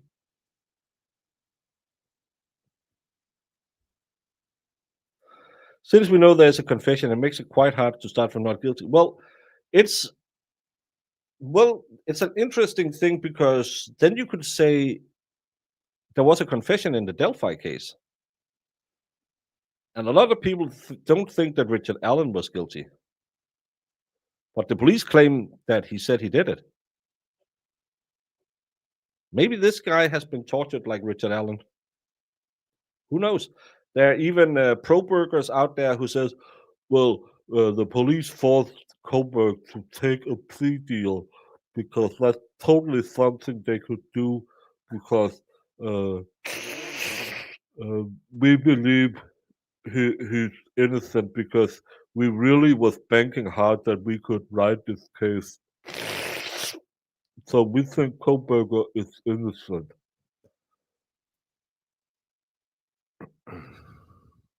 How dare what I? Who's cute? Mo?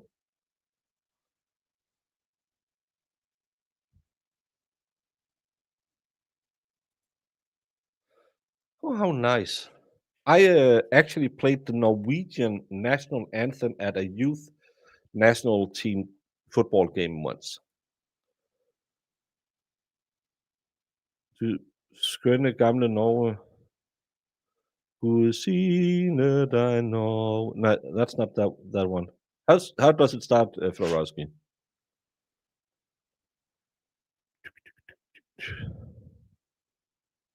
It doesn't need to be a threat. I think the laws is the same as it is in Denmark. A threat is not if it's perceived as a threat by the person it's a threat against. Because you coming up to me and say, I'm going to beat you, I'm probably going to chuckle. But someone else could potentially feel it threatening. So it's not if the person it was said about felt threatened. It's about could someone have conceived it as a threat. And with the witness intimidation statute in Massachusetts, hey, that guy should be in problem.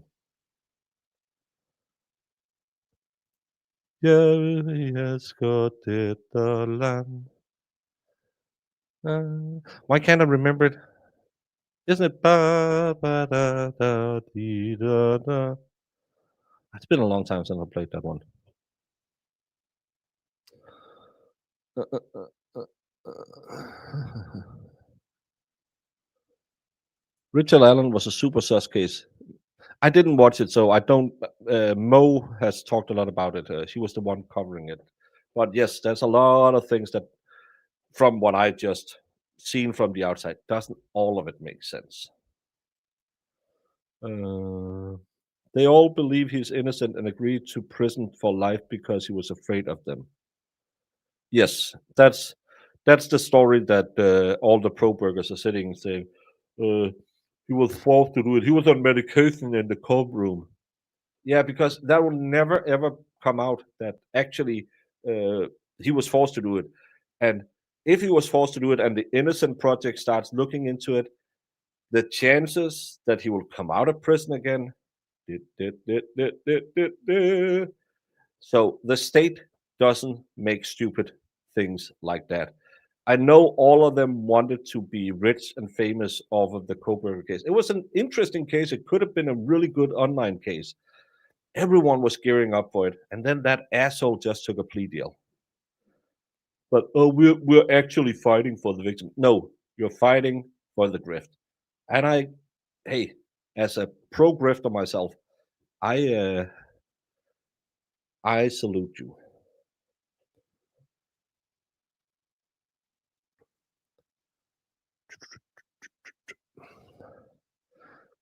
We don't know, but it's going to be interesting to hear the defense.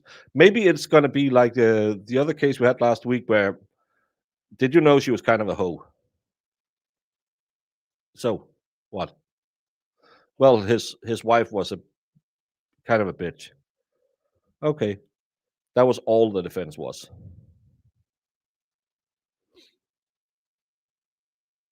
Someone just left a baby in a dumpster in Texas. They made all those laws to protect people who don't want their baby. No one should be excused for leaving a baby in a hot dumpster on a super hot day. I saw that baby, and I was surprised that it, especially with the heat you have in Texas, that it survived. I also saw an actress who talked about how grateful she was that because she had had a couple of pregnancies that she had terminated while she was a teenager, and she's glad her parents helped her terminate it. Why didn't her parents tell her? Or buy her a case of rubbers, because I know you can't. You have different cultures, and I accept that, and I know it's way different in America because of religious and cultural beliefs. So you can't teach it in school. But I have two daughters. I talked to my wife and said, "Are you going to talk to them, or am I going to talk to them?" She said, "I'll do it." I said, "Thank you very much, because it's going to be awkward." She talked to them about how bees sometimes fly into a field of flowers, and this flower is standing there, and the bee just puts his stinger into the bee, and sometimes there'll be small bees or small flowers after. That's why it's really, really important that the flower puts some bee repellent on, or wears some plastic on top of it, or maybe it'll have some fertilizer that makes sure that it can't reproduce.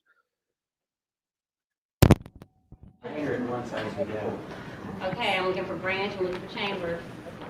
It's a job for a parent. Hey, Nicola, still can't see you.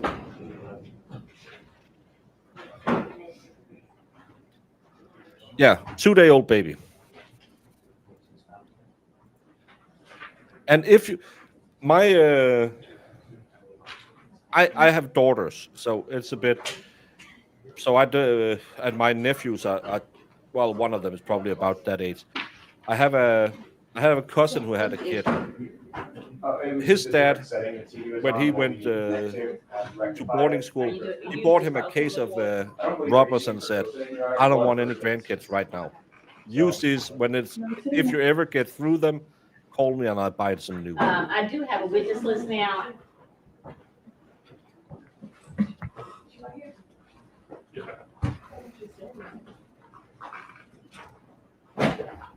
Thank you, Nicola.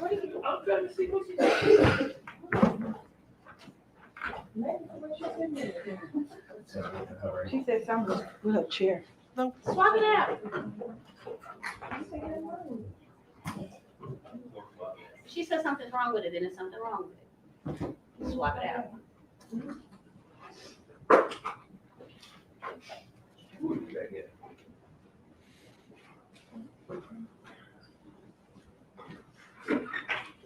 Well, at least there is a mic, and no, I'm not going to jinx it.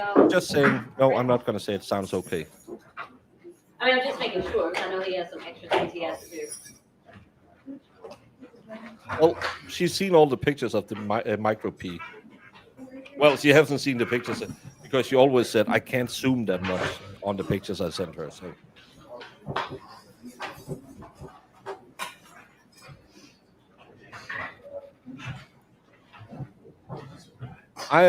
The first times I heard a pew pew being fired that I wasn't on a gun range was when I was in Memphis in 95, 96.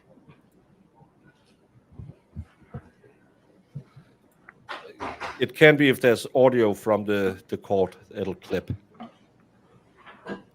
No chambers?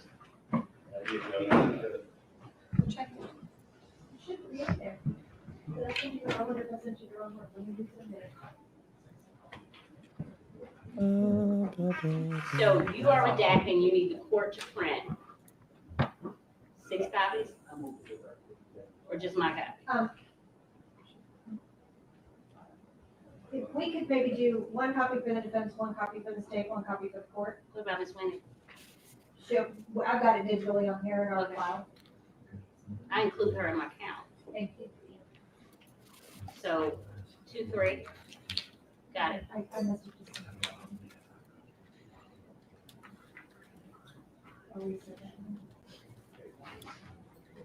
Recess. What's that, recess?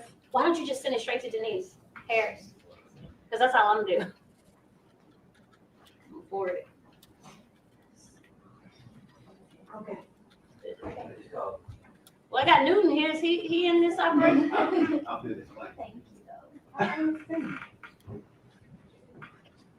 He's gonna be taking my picture Friday. Hey, Nunu. Friday night. Okay, that's why I got Branch here, so I still need chambers. Why don't y'all let me know when we get all of the deputies that need to be sworn so we can get to work? That would be Why great. haven't they gotten that? It's 10 minutes past starting time. Why is this starting so late in the day? Will it be like this always? Uh, Terry, it's because it's Central Time, so it's 1:30 their time. They have been picking the jury. They were supposed to have started at 12 o'clock, but apparently they were delayed picking the jury. So they were set to go at 2 p.m. Central Time, and then they moved it back to 1:30 Central Time, and it'll probably be 2 Central.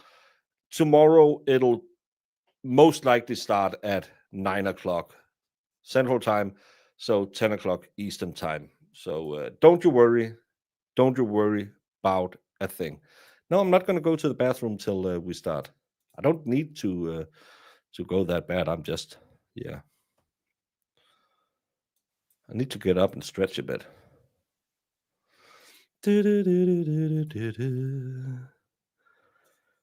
No, the latest is still that there was supposed to be a jury confirmation. Oh, jury should the jury should have been selected.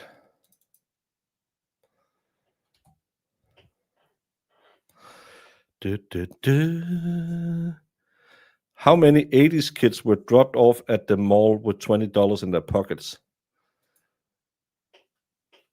I never went to a mall till we don't have malls.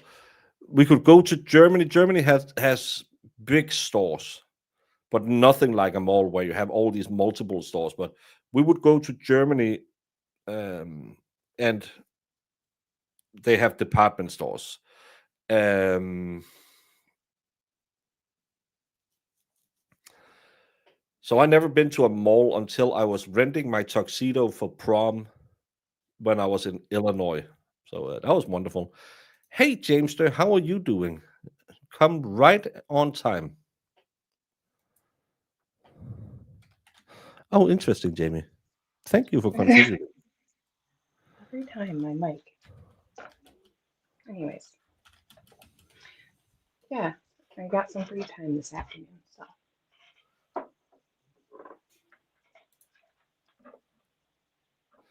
I know Nicola is learning a lot about my biology lessons. Jamie doesn't know about the bees and the flowers. I don't know why you do it with the birds and the bees because, again, it makes no sense.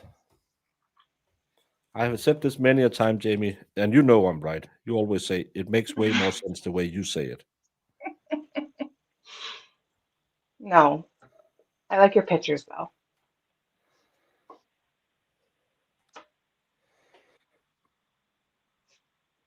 Hang on, I'll be right back.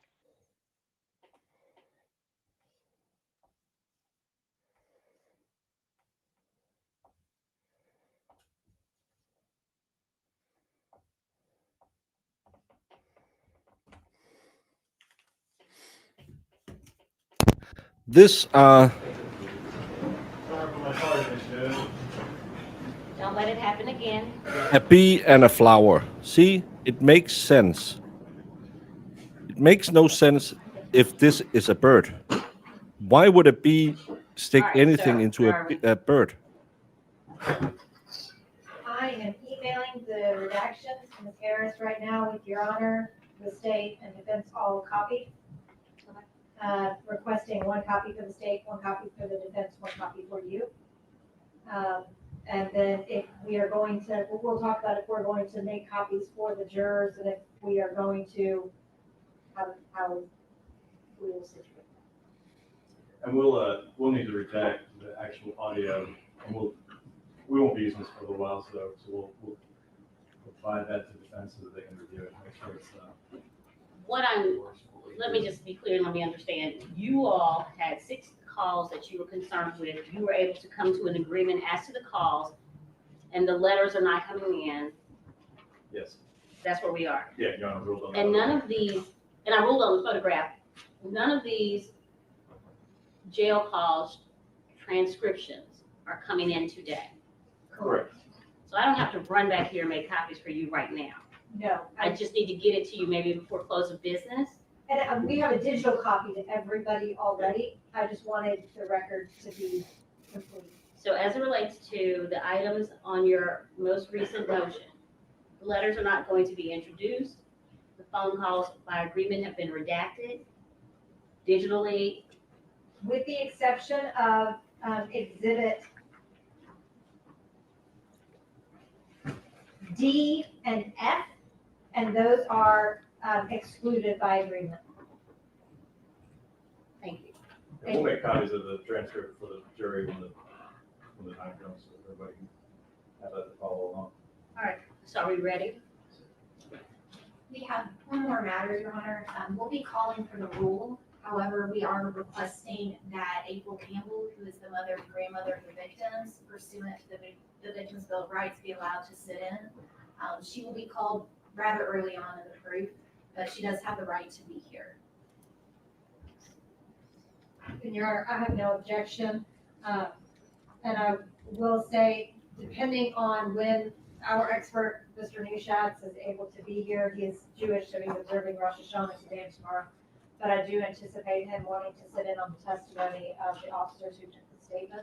I believe you indicated that when we discussed expert testimony and when you continued to send emails asking for who was testifying, your response was you wanted your expert to sit in during the state's testimony. Yes, Your Honor. So I have no objection to their, to Ms. Campbell remaining in the courtroom, and I just wanted to make for the record that note. Call for the rule with the exception of April Campbell. You ready to get the jury in?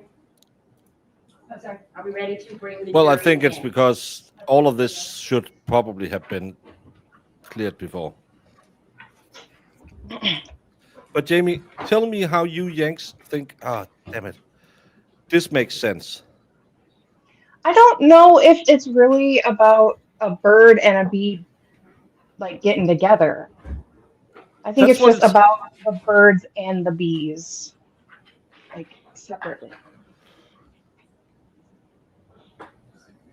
It makes sense when this is a flower instead of a bird. I mean, that can make sense We've too. all had an opportunity to Got a review. jury in the courtroom.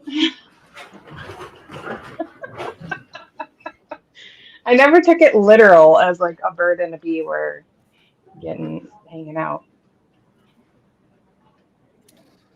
Yeah, it was. It's from Little.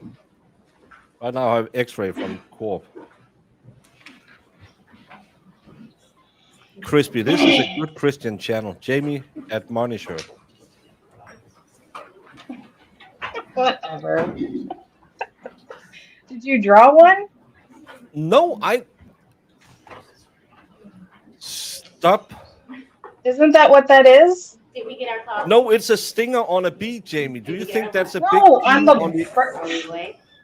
on the bird. That was titlets. Oh. Welcome back, ladies and gentlemen of the jury.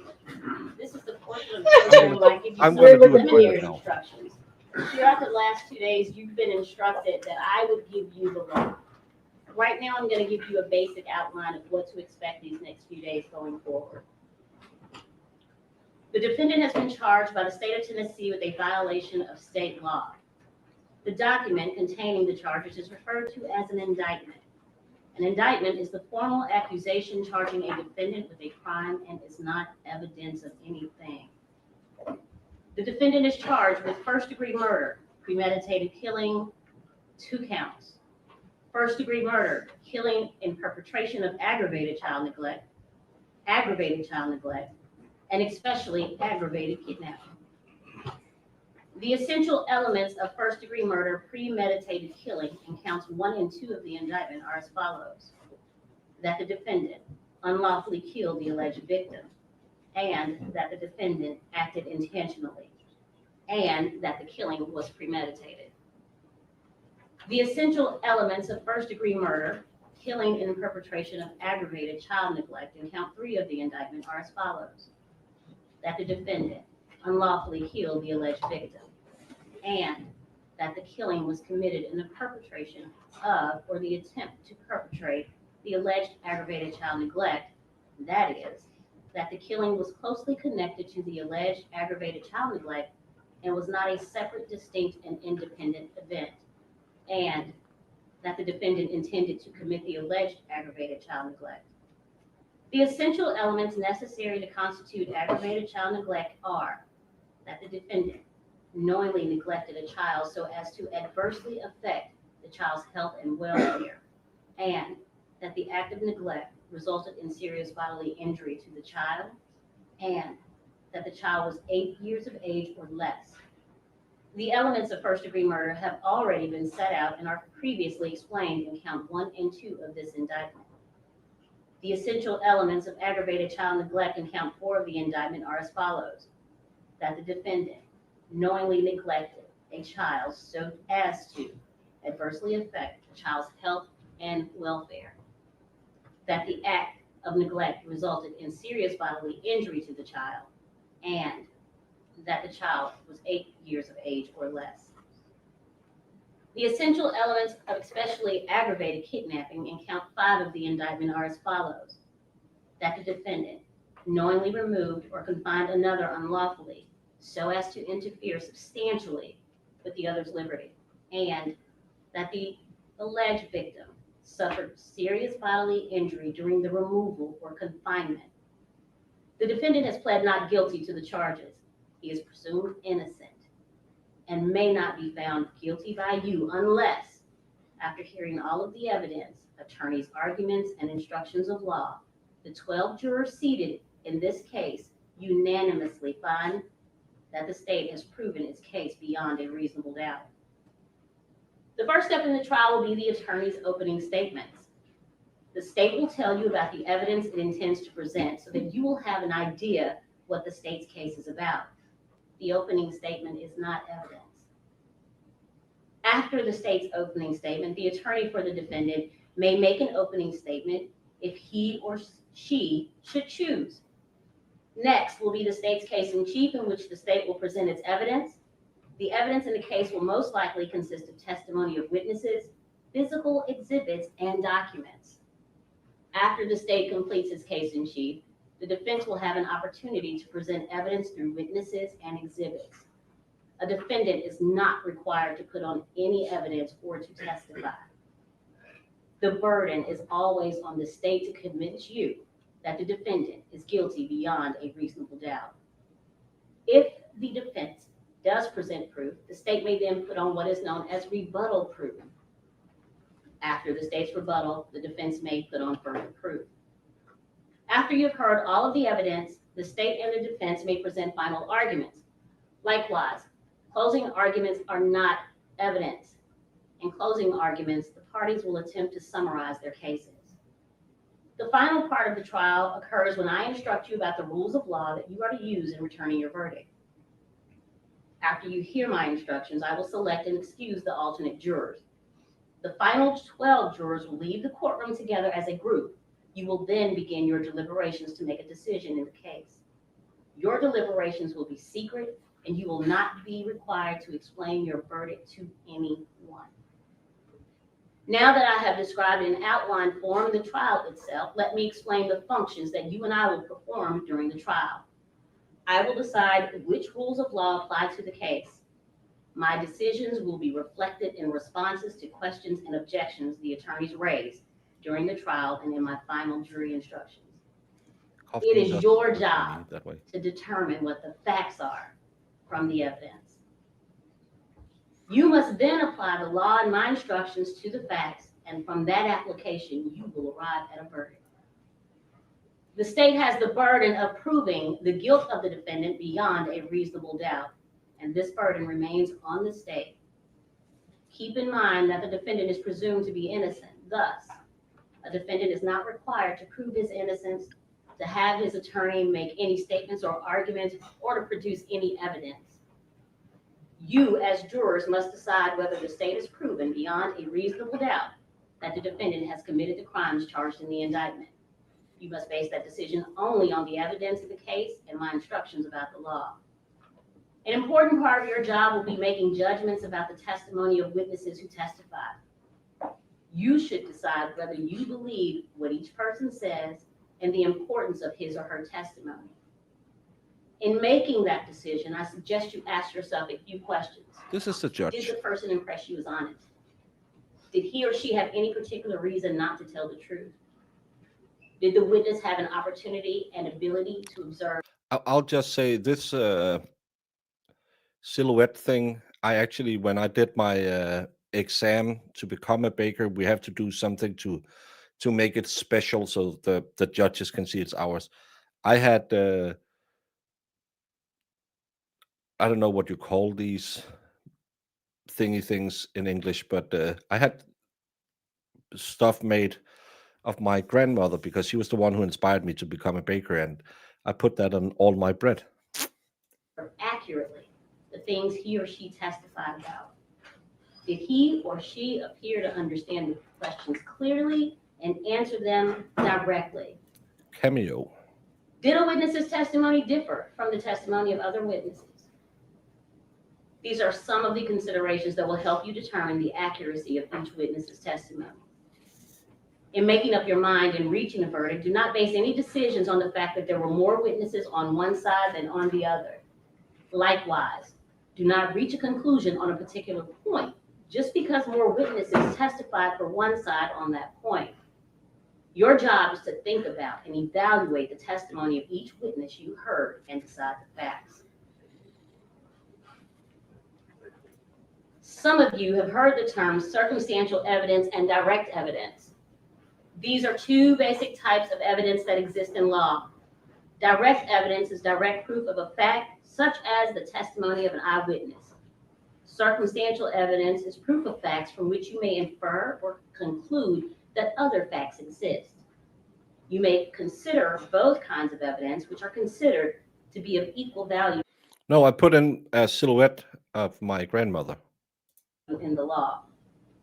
You must listen carefully to the testimony. I think she can Each of scold you the will be person. allowed to take notes during the trial for your personal use during your deliberations. You're not required to take notes. Independent memory can be as precise as any written notes. During the course of the trial, you shall not talk with any witness, defendant, or attorney involved in this case. Please do not talk to them about any subject whatsoever.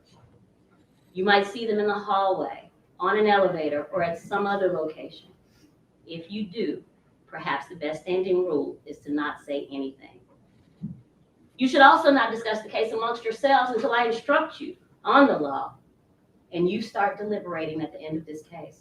It is important that you wait until all of the evidence is received and you have heard all of my instructions on the rules of the law before you deliberate amongst yourselves. During the course of the trial, you will receive all of the evidence you may properly consider. Because of this, you shall not attempt to do any research on your own or gather any information on your own that you think may be helpful. Do not engage in any outside reading, visit any locations mentioned in the case, or try to learn about the case outside of this courtroom in any other manner. There will be media reports in the newspapers, on TV, and/or on the radio about this particular case. If there are, you are not permitted to read, watch, or listen to those reports. You as jurors must base your decisions solely on the evidence you hear in the courtroom. I actually really like the way she is presenting this. And I like that she's staring down people. I am guessing we're going to have sound bites in this case. I'm thinking this could happen. The most important people in this case that everybody seems to have forgotten in this room is the jury. So we're going to take a 15-minute break and both sides take a pregnant pause and think about the jury. She has that grandma energy where you go to get your own switch and then she'll take care of you. I like a good strict judge. Mhm. Yeah, she's not doing the blah blah blah blah blah blah blah blah blah blah blah blah. She's talking about it. I like it, and I know Sue is gonna love this judge if she turns into full grandma. She's gonna sit there and say, "Yeah, get him, girl."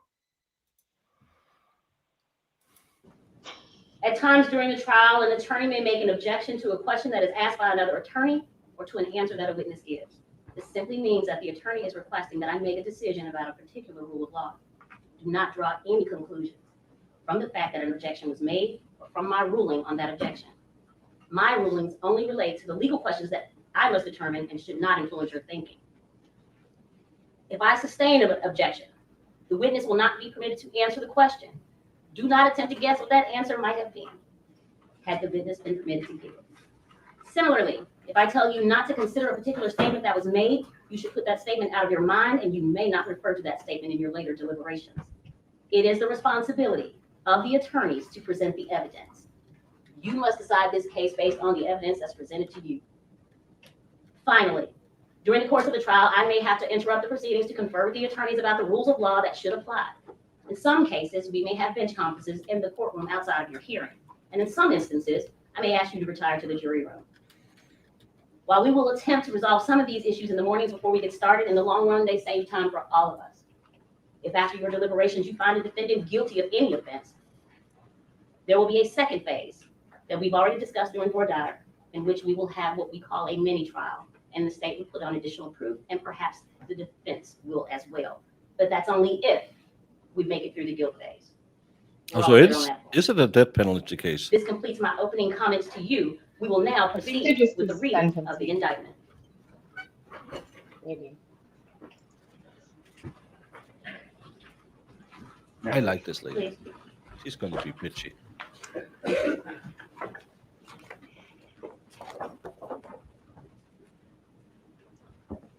State of Tennessee, Criminal Courts of Shelby County, July term 2022. Count 1. The grand jurors of the state of Tennessee, duly selected, impaneled, sworn, and charged to inquire for the body of the county of Shelby, Tennessee, upon their oath present that Brandon Isabelle, between January 30th, 2022 and February 3rd, 2022, in Shelby County, Tennessee, and before the finding of this indictment, did unlawfully, intentionally, and with premeditation, kill Danielle Hoyle in violation of Tennessee Code Annotated 39-13-202 against the peace and dignity of the state of Tennessee. Signed by the District Attorney General, Steve Mulroy. Count 2. The grand jurors of the state of Tennessee, duly selected, impaneled, sworn, and charged to inquire for the body of the county of Shelby, Tennessee, upon their oath, present that Brandon Isabelle, between July 30th, 2022 and February 3rd, 2022, in Shelby County, Tennessee, and before the finding of this indictment, did unlawfully, intentionally, and with premeditation, kill Kennedy Hoyle in violation of Tennessee Code Annotated 39-13-202 against the peace and dignity of the state of Tennessee. Signed by the District Attorney General, Steve Mulroy. Count 3. The grand jurors of the state of Tennessee, duly selected, impaneled, sworn, and charged to inquire for the body of Shelby, the county of Shelby, Tennessee, upon their oath, present that Brandon Isabelle, between January 30th, 2022 and February 3rd, 2022, in Shelby County, Tennessee, and before finding of this indictment, did unlawfully and with the intent to commit aggravated child neglect, kill Kennedy Hoyle in the perpetration of or the attempt to perpetrate aggravated child neglect in violation of Tennessee Code Annotated 39-13-202 against the peace and dignity of the state of Tennessee. Signed by the District Attorney General, Steve Mulroy. Count 4. The grand jurors of the state of Tennessee, duly selected, impaneled, sworn, and charged to inquire for the body of the county of Shelby, Tennessee, upon their oath, present that Brandon Isabelle, between January 30th, 2022 and February 3, 2022, in Shelby County, Tennessee, and before the finding of this indictment, did unlawfully and knowingly neglect Kennedy Hoyle, a child 8 years of age or less, so as to adversely affect the health and welfare of said child. Such act resulting in serious bodily injury to the said child, in violation of Tennessee Code Annotated 39-15-402, against the peace and dignity of the state of Tennessee. Signed by the District Attorney General, Steve Mulroy. Count 5. The grand jurors of the state of Tennessee, duly selected. No, this is reading of the charges against him. These are the charges the grand jury has brought against the man. You always start with reading the charges. And panel, sworn and charged to inquire for the body of the county, Shelby, Tennessee, upon their oath, present that Brandon Isabelle, between January 30, 2022 and February 3rd, 2022, in Shelby County, Tennessee, and before the finding of this indictment, did unlawfully and knowingly remove or confine Kennedy Hoyle so as to interfere substantially with the liberty of the said Kennedy Hoyle, and said Kennedy Hoyle did suffer serious bodily injury in violation of Tennessee Code Annotated 39-13-305 against the peace and dignity of the state of Tennessee. Signed by the District Attorney General, Steve Mulroy.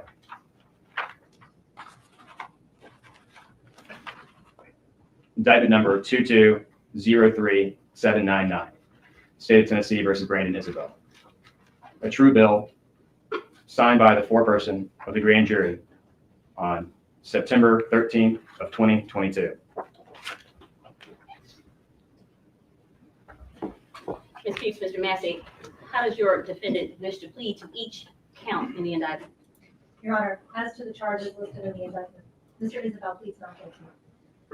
We've seen this Thank you. Does the state wish to make this an defense opening attorney before. statement? We do, Your Honor. Go ahead. please. Have we? I don't think so. remember. Yeah, he said January 30th and February 3rd, not July. It was the morning of February 2nd, 2022. Cold, bleak. Mud Island, where the Wolf River meets the Mississippi, was Oh colorless. my God. Shades of gray and brown, except for a small baby so out of place, lying on the riverbank. The only indication of what the defendant, Brandon Isabelle, did mere hours earlier. Danielle Hoyle was 27 years old, and she worked at FedEx. That's where she met the defendant, a meeting that would change the course of her life and so many others forever. They had a brief sexual relationship, and Danielle got pregnant with Kennedy. The defendant then started dating another woman, Artisha Stewart. She also worked at FedEx. To the defendant, she was the perfect woman. He wanted to be with Artisha, and he'd do anything to keep her. Late the night of January 30th of 2022, the defendant received word that Danielle was in labor at Regional 1. He went to the hospital, and during those late night hours and early morning hours, he was texting Artisha. Their relationship had been on the rocks for a while. Artisha didn't want to deal with another child or another baby mama in the mix. And so they were going back and forth. Artisha was talking about ending things, breaking up, and the defendant was trying to convince her to stick with the relationship. In the midst of these text messages, in the wee hours of January 31st, 2022, baby Kennedy Caitlin Hoyle, was born. Later that morning, the defendant met up with Artisha at Mud Island by the river to talk about the relationship. And nothing was resolved. Fast forward to February 1st of 2022. Danielle's released from the hospital with her precious newborn daughter, Kennedy. She takes the baby home to meet her family. And her mother, April Campbell, gets to spend one precious hour with Kennedy. She didn't know that that was the only time she would get to spend with her granddaughter, and the last time that she would see her daughter Danielle alive. Danielle left that night in her Chevy Cruze. She had Kennedy in her car seat in the back seat, and she was going to meet the defendant. He said that he had baby clothes for her, and so they met at a Mapco on Brooks and Elvis Presley. Somehow, the defendant convinced Danielle to drive down Sedgwick Road where it meets Levi, a desolate, deserted, dark road. Danielle pulled to the side of the road, parked the wrong way. The defendant exited his vehicle, opened the passenger door, and fired 5 shots into Danielle's car, striking her in the face and the head. He dragged her body from the car, leaving her face down in a ditch, so dark that all that could be seen were Danielle's bright pink shoes. He took Kennedy in her car seat from Danielle's car, put her in his Chevy Malibu, and drove away from the scene, leaving Danielle face down, blood gushing from her head in the muddy rainwater. For a while, the defendant drove around with little Kennedy. He eventually made his way back to 8072 Lathbury in Cordova, which is where he lived with his parents. He went inside the house, changed clothes, put his Adidas slides in the trunk of his car, and got back in the Chevy Malibu. Kennedy was still in the car, not even 2 days old. He had one more problem to take care of. He drove to Mud Island. Real-time crime center cameras show his car going up and down Island Drive until he finally stops at the old boat ramp where the mouth of the Wolf River and the Mississippi. He's accused of unaliving the mother and the 2-day-old baby. So this is not for the faint of heart. meet. He took Kennedy from her car seat, grabbed her by the leg, and threw her into the cold, dark water, not realizing that her little baby cap had fallen from her head and lay resting on the riverbank. He got back into his car, and during this night, he's still texting with Artesia. And his phone, the GPS is on, and it's tracking everywhere he goes. A silent witness to a murderous night. He continues on to Walgreens, where he buys gifts for Artesia. He sits in the parking lot, and he texts Danielle, asking about the baby, knowing that she'll never answer. To cover his tracks. Meanwhile, Officer Cody Sutton with the Memphis Police Department is on routine patrol. He's out of the Rains precinct, patrolling South Memphis, and he drives down Sedgwick Road. He knows the area. It's an area that commonly stolen cars are left. And so when he pulls up, he doesn't think anything of it. He sees a Chevy Cruze parked on the wrong side of the road. It looks like it has a shattered window, so he runs the tag. It's dark and raining, and the tag comes back to Danielle Boyle. So he sends officers to Danielle's home, thinking they're investigating a stolen vehicle. When they arrive, Danielle's not there. They encounter her mother, April Campbell. April informs the officers that Danielle left earlier that night to see her baby's father, that she had a newborn with her, and they hadn't heard from her and didn't know where she was. Meanwhile, Officer Sutton is still on the scene at Sedgwick. He gets out of his vehicle to take a closer look, and he finds the gruesome discovery of Danielle's body. Now, at this point, the Memphis Police Department is starting to realize the gravity of missing Kennedy. Officer Sutton looked around. He found no baby. He found no car seat. Just a bag, a baby bag, with the name Kennedy in the Chevy Cruze to show that she was ever there. A city watch goes out.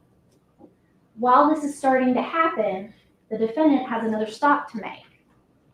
He drives to Walmart on Elvis Presley. He then pulls to the back of the Walmart and drops Kennedy's car seat next to a locked dumpster. And that car seat is later found by a Good Samaritan and Officer Robert Blake. He's still texting with Artesia. She finally relents and says he can come over. He beats her home to 5061 Stacy Road. She pulls up in her Kia Soul, and she can't even make it in her door before the defendant is jumping into her car, telling her that they need to leave. Danielle's family is out looking for him. They want to know where Danielle and the baby are. So Artesia drives him back to 8072 Lackberry in Cordova. That's where the defendant and Artesia Stewart are detained by the Memphis Police Department. Sergeants Wimbush and Boyd, with homicide, began to question the defendant. And through that questioning, it becomes apparent that they need to go to Mud Island. And so a frantic search begins for baby Kennedy on Mud Island. The Braden dive team, with divers Hunter Winfrey and Kyle Borland. The Tennessee Wildlife Resource Agency, with Agent Andy Tweed.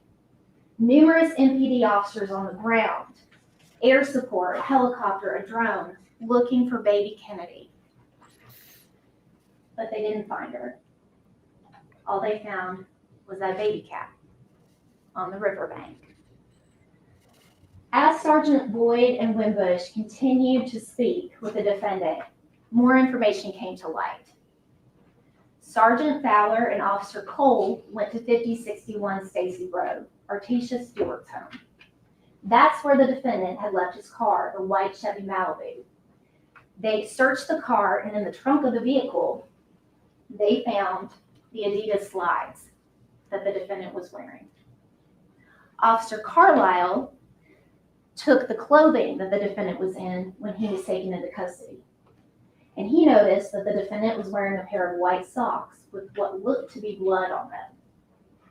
Officer Carlisle, the crime scene, processed both the Adidas slides and those white socks. Artesia is his girlfriend. He was only having a short sexual thing with the victim. Then he dated Artesia, but because the victim became pregnant, she was, I don't want a baby mama running around. I don't want to be with you with all of that jazz. That's when he sets up a meeting and unalives him, and then talks Artesia into coming back to him. And they are then swiftly arrested right after that. Again, just like the case we watched last week, if they have the proof of this, it's going to be a short one. But we thought that last week, and they didn't really have what they promised. But the mental image of when she said about the baby being just grabbed by the leg. Yeah. Yikes. That's where I probably couldn't. I would have to recuse myself as a juror as well. Yeah. This is going to be tough. Yeah. And used a presumptive test, which indicated blood. Those two items were then sent to the Tennessee Bureau of Investigation for DNA testing. Agent Stephen Walzak did the testing on those items and determined that the blood on the socks and the Adidas slides belonged to Danielle Boyle. Ladies and gentlemen, once you've heard all the proof in this case, the witness accounts, the DNA, the video, once you have heard all the evidence, the state will ask that you find the defendant guilty of each and every count of the indictment. Does the defense wish to make an opening statement? Yes, Your Honor. I like those opening statements. Thought they were good. Yeah. It was very Good. good. It was tough, though. Yeah, well, everyone, this will not be an easy case. It's a 2-day child. Remember to take your mental breaks if you need them. We'll still be here. I'll be listening to it. I'll update you when you come back. If you just doesn't, it can be a little too much sometimes, and it's a-okay. That's why you watch it on a commentary channel. So if you have to go pet a dog, do a toilet, or yell at Jamie, do that, come back, and we will still be here. But remember, this will be one of the more one of the tougher cases we're going to cover, because again, it's a 2-day-old, totally newborn little child. But let's see if they have the goods to put him away. Yeah. We talked in board item about how the state made the allegations, and they have. They did it through an indictment, and they did it through their opening statement. Now, it is up to them.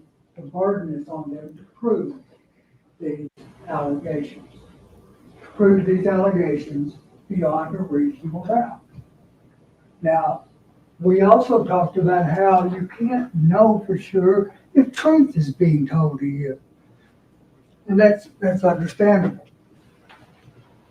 Truth rings like a bell on a clear day. Truth does not lend itself to interpretations. Different scenarios, different interpretations. Beyond a reasonable doubt is like the same thing. If there are two reasonable, supported by the evidence interpretations, at the end of this proof, and both are reasonable, the verdict must be not guilty. Asking to hold the state to that burden of proof. He reminds me of that guy from the guy who's in Justifiers. He plays some religious guy. Oh, I know who you're talking about. Can't think of his name though. Yeah. Well, Fedorowski will tell me in 2 seconds, and I'm like, oh yeah, that's the name. Is his name Walter? Like in real Walter life? Goggins. Walter Goggins. Yeah. He sounds like that character he plays where he's very religious. But it sounds like their defense will be, hey, it could be someone else, or hey, are they really telling the truth? That's yeah. I had hope for some. This is going to be a tough case to fight against. So I hope they have something better. What? State, you may call your first witness. Yeah, it was the whole pay attention to the evidence type thing. Yeah, and reasonable doubt, and someone might be lying. Yeah. Are all the courthouse fixtures padded? I think so. It looks very 70s, but it's actually really good to dampen the voice. Come forward. Don't dampen the noise, not the voice. Stand right here. Face your honor, raise your right hand. Good afternoon. Do you swear or affirm to tell the truth, the whole truth, and nothing but the truth, so help you God? Yes, ma'am. Please have a seat, watch your step, and I'll need you to speak up for the benefit of Madam Court Reporter. Yes, ma'am. They Thank do. you. Go ahead, please. Thank you, Your Honor. Would you please state and spell your name for the jury? As I've read all the articles before, they don't have any video of him doing any of it. What she said, there's a video of him driving around up and down a road, but driving on a road does not a killer make. So we have sat through a lot of openings where the state have promised and under-delivered. So let's see how much we're going to get. Could be that they, go as easy as possible. Yeah. Is Cody Sutton, CODYSUTTON, And where are you employed? at Germantown Police Department. How long have you been at Germantown? A little over a year Where were you before then? at Memphis Police Department. And how long were you with MPD? 5 years. And is that where you were employed back in February of 2022? Yes, Now, back in February of 2022, where were you assigned? at Rain Station. And what shift were you working? It was Delta shift at that time. What does that mean? It's 5 p.m. to 1 a.m. is the hours that we worked. And what area does Rain Station cover? Whitehaven and Westwood. Is that South Memphis? Yes. Now, were you familiar with the area of Levi and Sedgwick? Yes. Is that located in Memphis, Shelby County, Tennessee? Yes. What are the nearest larger streets? You got Rains. Nowhere I've seen have they mentioned DP, but they're talking about having a mini trial after the guilt phase. I don't know if that's just for sentencing or it is a DP. There's nothing mentioned anywhere that this is a DP case, but Yeah. it might be. I didn't hear it. Did you? I did go to the toilet, so. I didn't hear anything about the DP. I was assuming it was some, like, maybe the jury does sentencing or something. Yeah. Yeah. It's been so long since I've been over there. There's Rains, I think Brooks is one of the other closer ones. All right. Would just keep his voice up a little bit, I'm having trouble here. Please approach. You can speak. If I can get you to approach, we can address this. I'm sorry, pardon me, sir.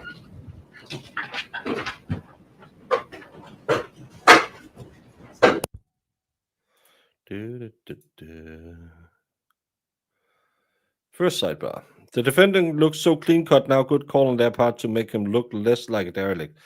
That's always what they're gonna do. They'll put them in a shirt and a tie. Sometimes they will, and I don't like that part. They'll dress the ladies very young to make them look innocent. I don't. For the like purposes of the record, I'm going to ask this witness to speak up for the benefit of counsel and as well as those who are joining us. If you, sir, could possibly raise your voice and maybe speak to that officer at the back door. Yes. And that may help us all, okay? Thank you. I'm sorry, I apologize for the intrusion. Thank you, Your Honor. Now, Officer Sutton, can you describe the area of Levi and Sedgwick?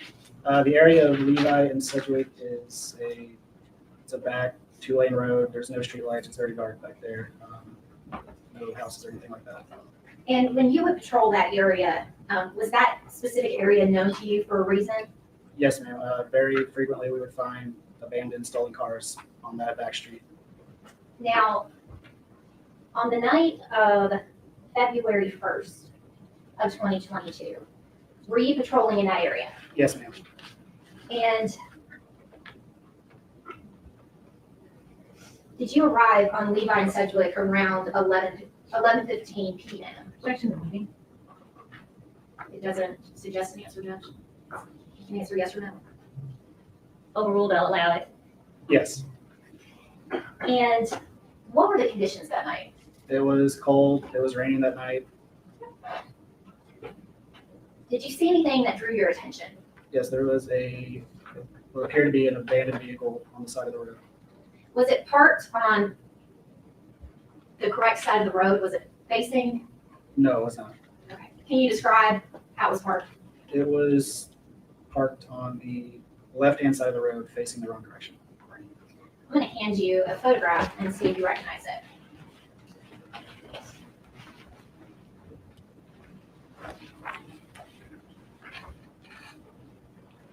Yes. And what is that a photograph of? That is a photograph of the vehicle that I found on the street. And is that how it appeared to you that night? Yes. All right, I would ask that that be the state's first exhibit, Exhibit 1. No objection, thank you. And it has not been pre-marked?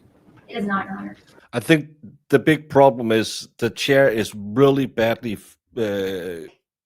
placed compared to the microphone. It looks like the microphone is on a table next to him. We saw a shot of it before. So it's on a table next to him, and he's facing this way to talk to the lawyers in front of him. So he would be sitting like this. So they should just get a longer stem on the microphone. But then every time anyone was going anywhere, it'll sound like this. They didn't think about that. No, the sentencing typically is handled by the judge. I'll keep looking at it. Thank you. Yeah, some states do it with juries, but not all. Your Honor, may I have permission to publish? Go ahead, please.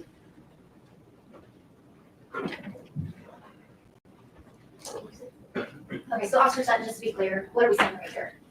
That is the vehicle that I located, Levi and Sedgwick, parked on the road facing your direction. All Look, right. Jamie Snow. So when you saw that vehicle, what was going through your mind at that point?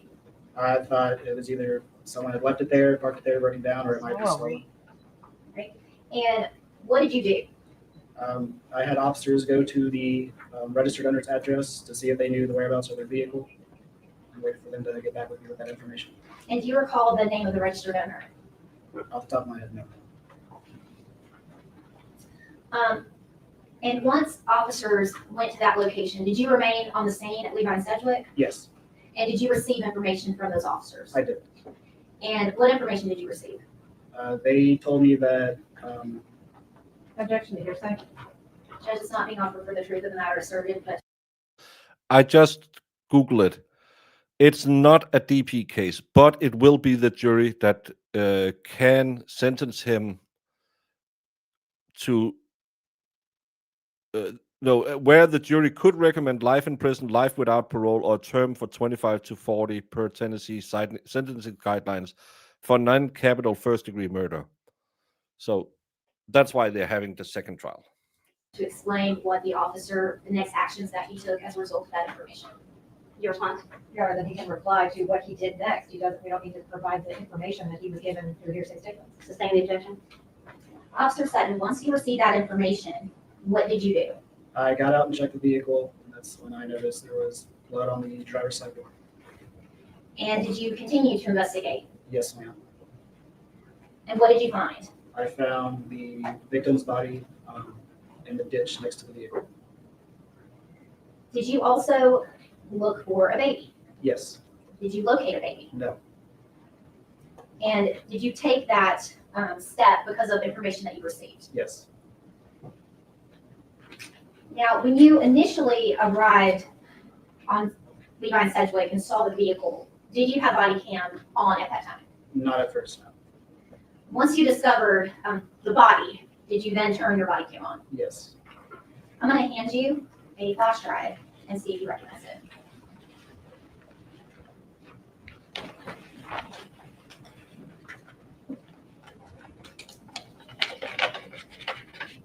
Yes. Is that a clip from your body cam from that night? Yes, ma'am. And did you have the opportunity to review that? Yes. And are those your initials on the flash drive? Yes. Your Honor, I'd ask that that be the next exhibit, exhibit 2. Hearing no objection. And I now have the initial envelope state for Brandon Isabelle, 22037999 BC 4367, and one initial red USB marked as exhibit 2. Your Honor, may I have permission to publish? Go ahead, please. Okay, so Officer Sutton, what are we seeing here? That is the vehicle parked on the road. It's raining, it's dark. And at this point in time, have you called for additional officers? Yes. And did you also call for paramedics? Yes. Is that protocol in a situation like this? Yes.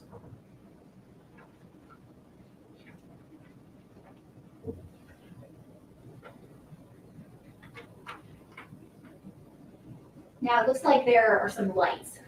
Where are those lights coming from? Looks like from the other vehicles that are on the scene. Are there any street lights on Levi and Sedgwick? No.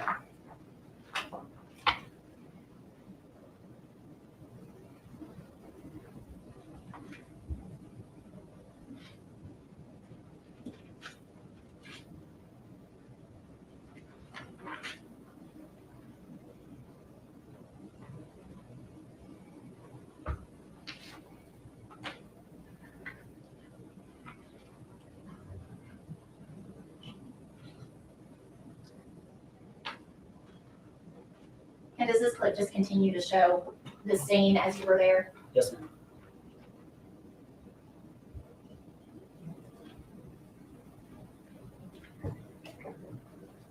I'm going to hand you some photographs and see if you recognize them.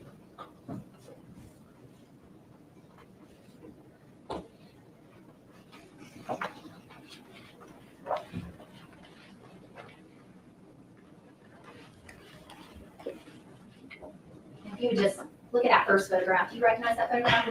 Yes, ma'am. And what is that a photograph of? The victim's vehicle. And ask that that be the next exhibit. No objection. Space exhibit number 3. Yes, Your Honor, thank you. And the next photograph. Also the vehicle. And can you describe which portion of the vehicle we're seeing? This is the, looks like the passenger side of the vehicle. And I'd ask that that be the next exhibit, exhibit 4. Hearing no objection, mark it as exhibit 4. Passenger view. And here we did review these before the witness video. Thank you. And the next photograph, Also the passenger side, so close up of the front end of the vehicle, the front half of the vehicle. ask that be exhibit 5.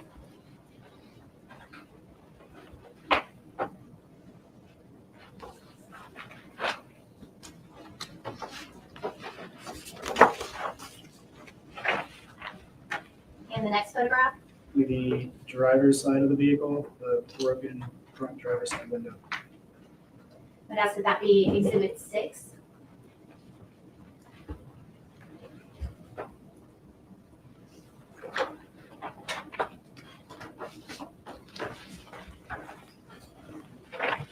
And the last photograph. It's going to be the interior of the front driver's seat, broken glass, blood on the seat. I'd ask that be exhibit 7.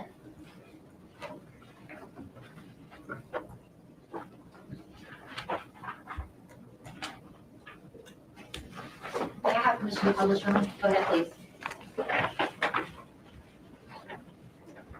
So Officer Sutton, right here, what are we seeing? That is the victim's vehicle parked on the left-hand side of the road.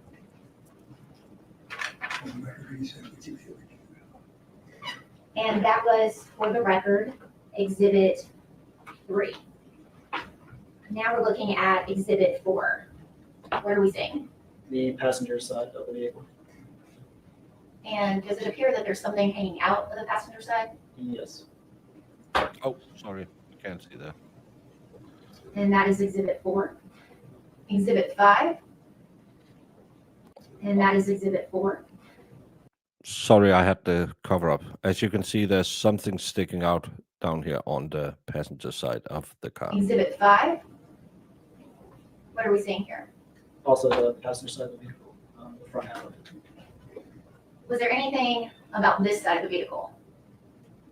Not that I remember. And exhibit 6. What are we saying here? That is the driver's side of the vehicle, with broken window. And exhibit 7. What is this? It's the inside of the front driver's seat, broken glass, and blood on the seat.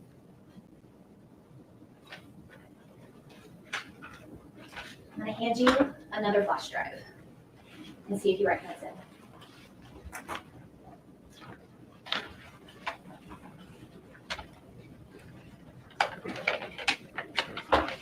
Yes. Is that another clip from body cam from the scene? Yes. And are you actually visible in that clip? Yes. Your Honor, I'd ask that be exhibit 8. Another tiny envelope. Body worn camera clip 2 with a blue USB. CJ Lorraine, it's both the mom and the baby that he's on trial for today. With CS on the back.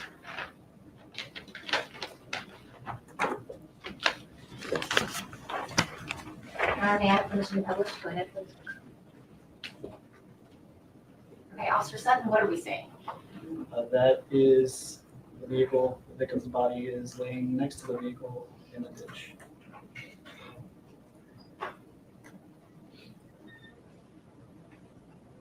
And are you actually in this video?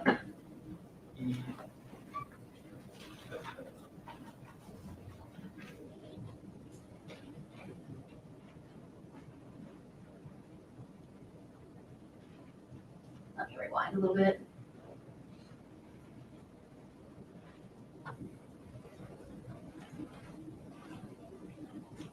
Yes. Is that you that we see approaching? Yes. Okay.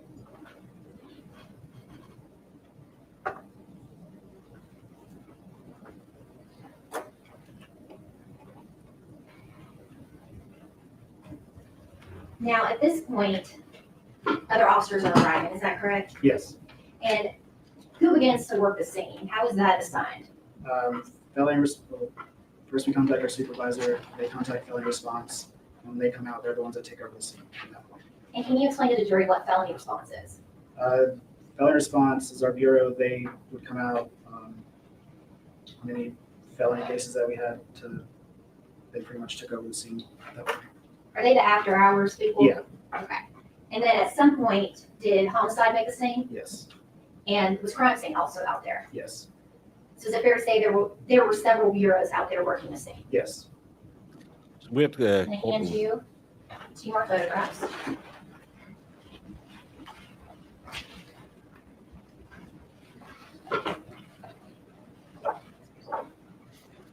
Do you recognize that first photograph?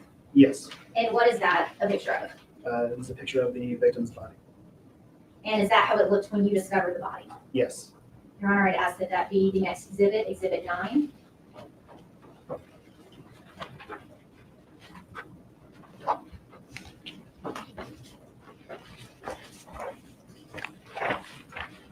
And Officer Sutton, the next photograph, do you recognize that photograph? Yes. And what is that a picture of? It's a picture of the vehicle with the body in the ditch next to it. Your Honor, I'd ask that that would be the state's exhibit number 10.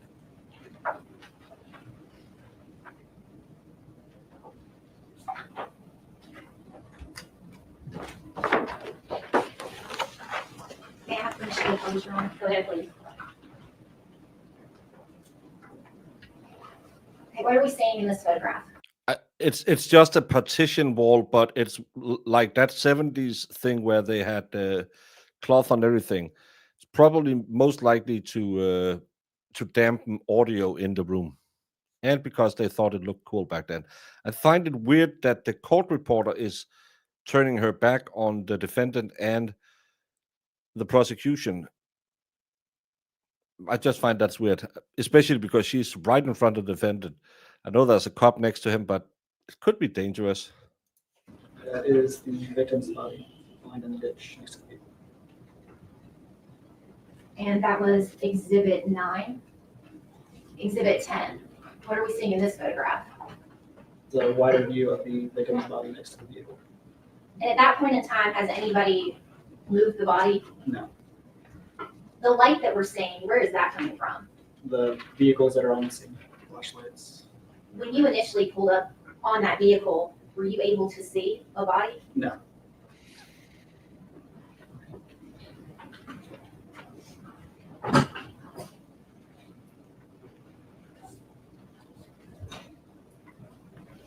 Now, looking back that evening, did you hear something earlier coming from that area? I heard gunshots that could possibly have come from that area. And did you end up remaining at Levi Sedgwick that night while the investigation was going forward? Yes. Pass witness. Go ahead, please. Thank you, Your Honor. Officer Sutton, this was a very dark area, right? Yes. Heavily wooded, Yes. a 2-lane road. You indicated that people often would abandon stolen cars. Right. Is that area in general a somewhat high crime area? Yes. And there were actually several different types of shell casings out on that street, Correct. right in the area where this happened. And there are no cameras recording what's going on that part of the street. No, ma'am. And the casings that were found, they were of multiple calibers. Right. And when you first happened upon the scene, that was the only vehicle there, Yes. and Ms. Hoyle was the only person there. Yes.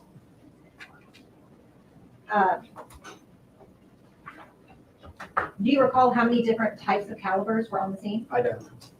Do you recall it being multiple Yes. calibers? And do you recall it being multiple casings? Yes. Do you recall at least one of them being a 40 caliber? I don't recall. And you had indicated that earlier you had possibly heard gunshots. Yes. That was not what drew you to the area, though, right? No. And when you arrived on the scene, you did not know how long the car had been there. No. You did not know how long Ms. Hoyle had been there. No. You didn't actually see any of these events unfold. No. You don't know what was happening at the time the events unfolded. No.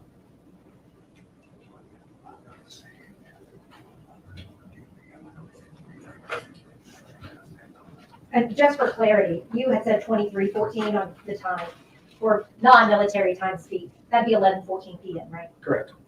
That's all I have, Your Honor. Any redirect from the state? Just briefly.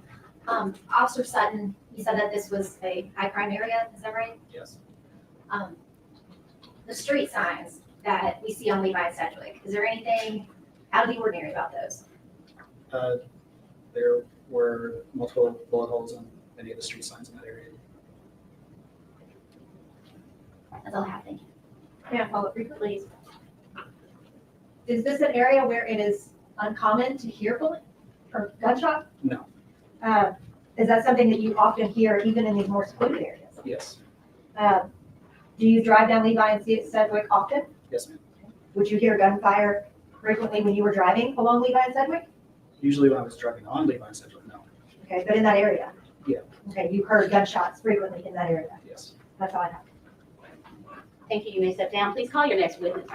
State calls Deshaun Cole.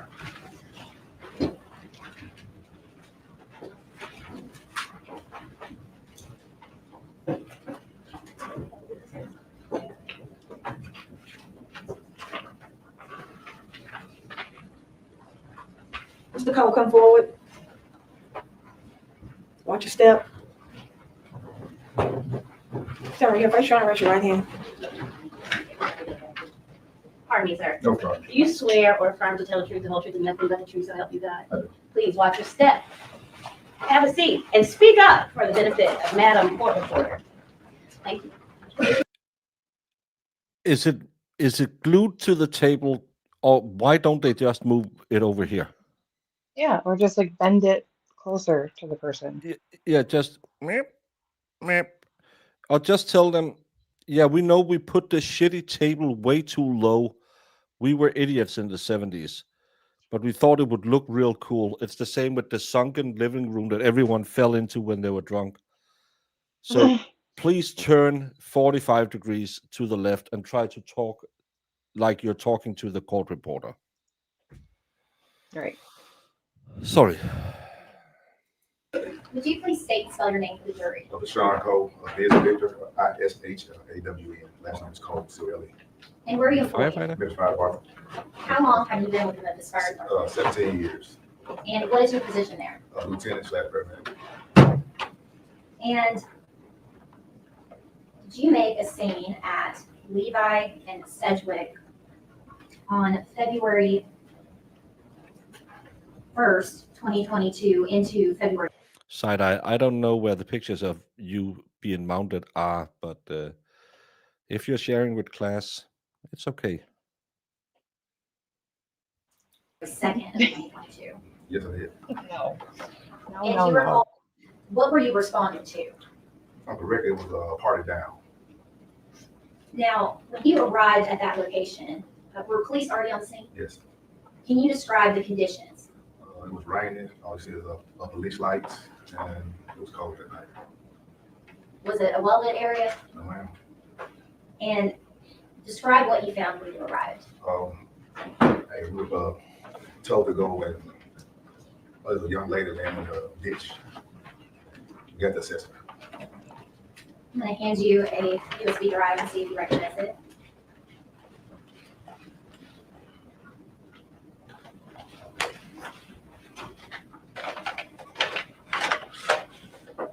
Yes, I do. And is that video from the scene? Yes. And are you actually in that video? Yes, I am. And you had a chance to review it? Yes, ma'am. All right, I'd ask that this be the next state's exhibit, Exhibit 11. Okay, we got here a big clip with the initials of DC, another tiny envelope, State versus Brandon Isabelle. Thank you.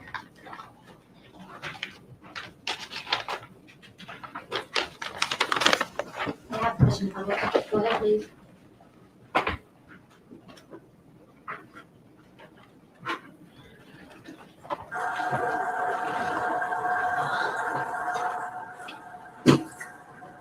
What is happening? We're assessing the patient to see if the patient is alive or not. And was there anything that you were able to do for the patient at that point? Right. What did you specifically do? We assess her, check her, I can see if she's breathing anything, put some electrodes on to see if she had any heart activity. And is that a machine that you have? Yes. And what did you determine? That should be alive.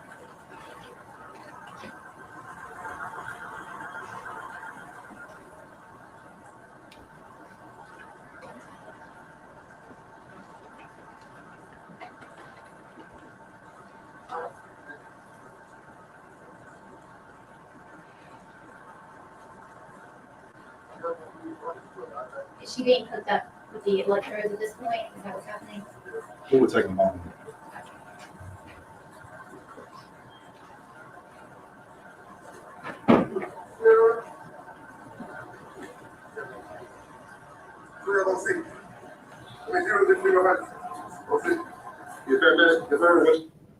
And what was that 1206? What was going on there? The time of death we call her, the children out there. And were you the one that actually pronounced death? Yes. I'm going to show you what has been entered as Exhibit 9.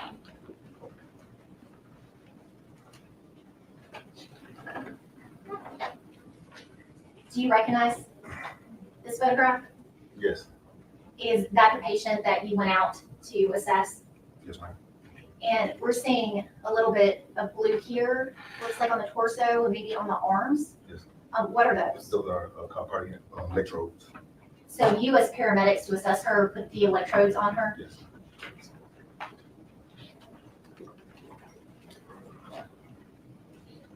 I'll pass the witness. Go ahead, please. When you say the time of death was declared at 12:06 a.m., that's the time it was declared, not the actual time of death, right? Correct, from us. That's all happened. Will you redirect? No. Thank you, sir. You may step down. Please call your next witness. State calls Mario Foster.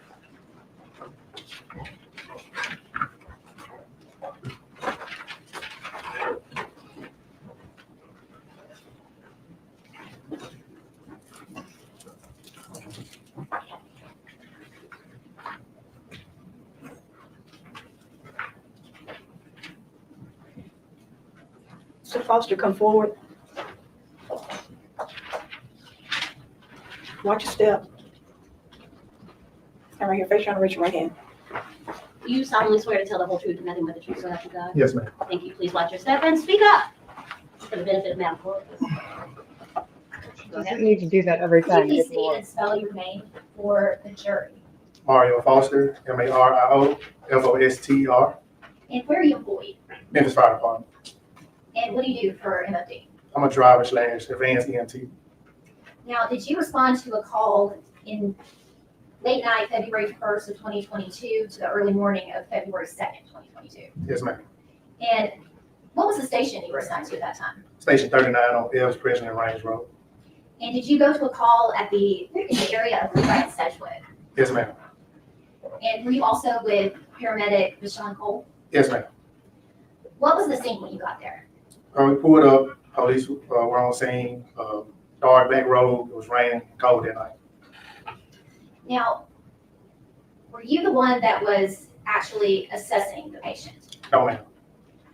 Did you look inside the vehicle? Yes, ma'am. And why did you do that? Being that we didn't have an ID on the patient, I was looking for mail, ID, purse, wallet, anything to identify the patient. I'm going to hand you a photograph and see if you recognize it.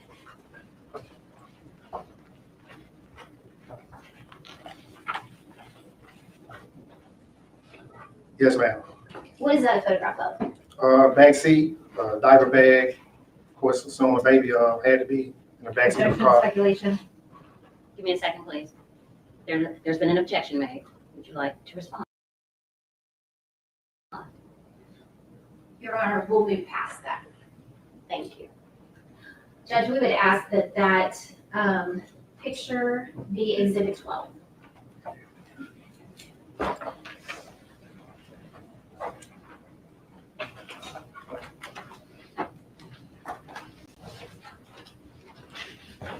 Your Honor, may I have permission to publish? Go ahead, please.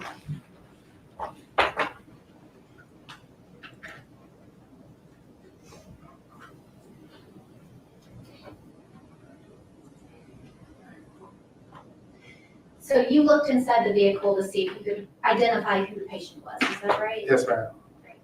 And this was the vehicle that you looked into? Yes, ma'am. And what are we seeing right here? Diaper bag, back seat, in the back seat of the car. And was there a name on the diaper bag? Yes, ma'am. And what was the name? Kennedy. Now, when you were on the scene, did you see a baby? No, ma'am.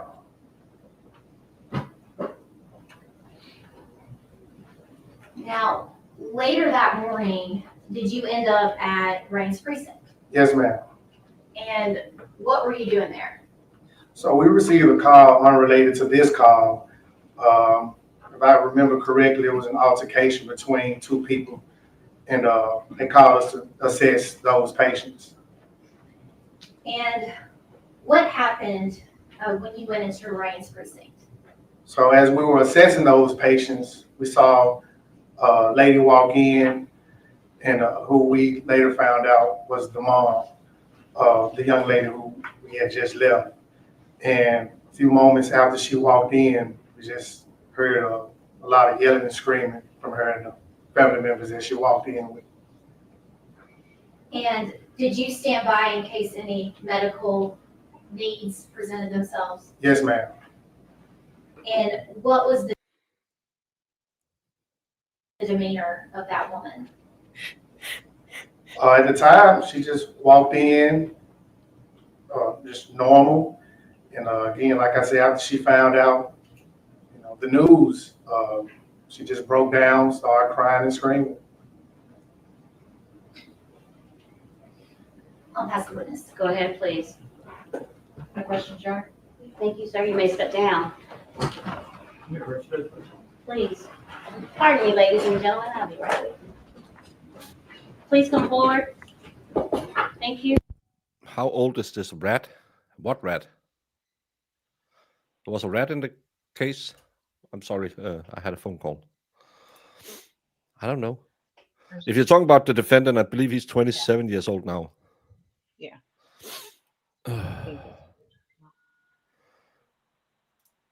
Well, Judy V, remember, give him a little bit extra love.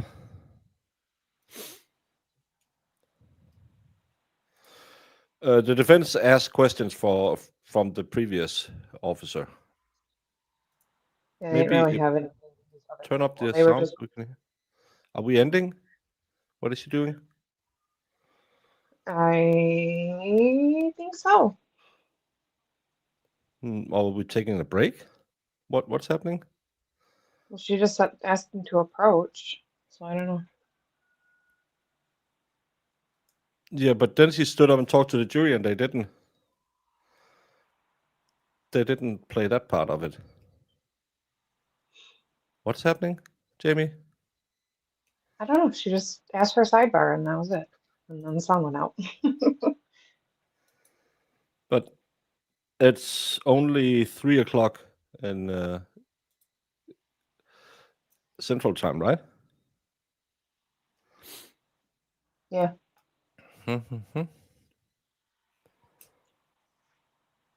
Maybe, but turn on the audio so we can hear what the hell. Yeah. Did he say anything? Because I was sneezing, so I took my earbuddies out. Did he say anything that caused anything? Yes, ma'am. If I remember correctly, it was an altercation between two people. And What happened when you went into Rains Precinct?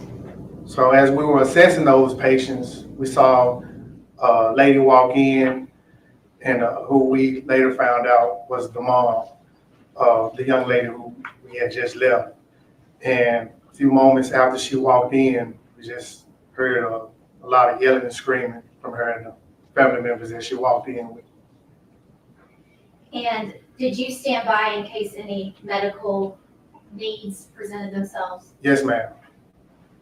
And what was the demeanor of that woman? At the time, she just walked in, just normal.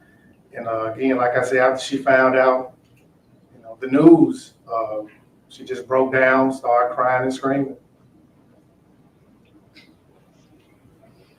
I'll pass the witness. Go ahead, please. No questions, Your Honor? Thank you, sir. You may step down. Please. Yes. Pardon me, ladies and gentlemen. I'll be right with you. I'll be right with you, is what she says. What's the thing in the middle of here? This is a plowshare. This is probably tobacco or something. What's this? Wallstorm, what is this? Oh, he's not here anymore. Mm-mm. I have no idea. A mushroom? Hammer?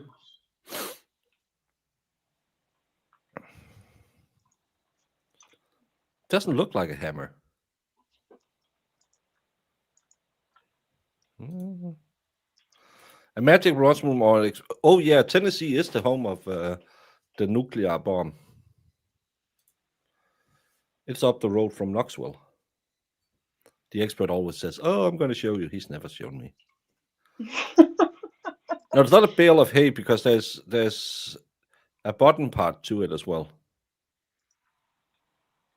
Had it been in Europe, it could kind of have been one of our stendüser where we used to bury old kings, maybe. Looks like an ugly tree. Is Tennessee known for trees? Weed? Is it? That's not a weed. That could be weed over here. Now you gotta Google it. No, Val isn't here. Val is he's at the farm being taught new things. See you later, Terry. Have a great night. Bye. That's a th.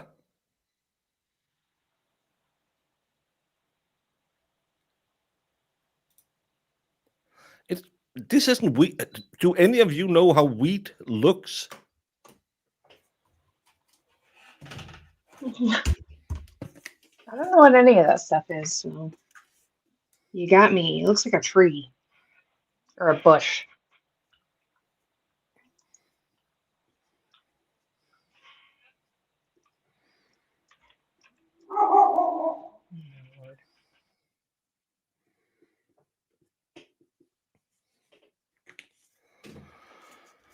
This is how wheat looks. Yes, I did do go to school in culinary college. Is what you could say it. We could Google it. We could Google it. Beth did Google it, and she says it says wheat. Well, I don't know how wheat is. I think the people who made this seal and said, "Well, it's clearly wheat," they were on some weed.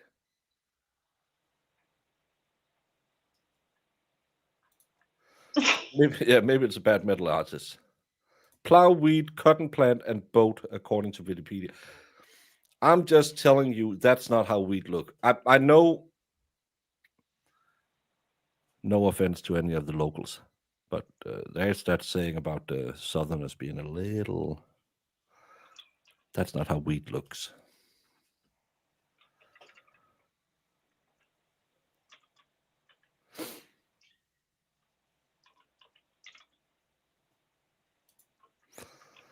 Yeah, close enough for government work.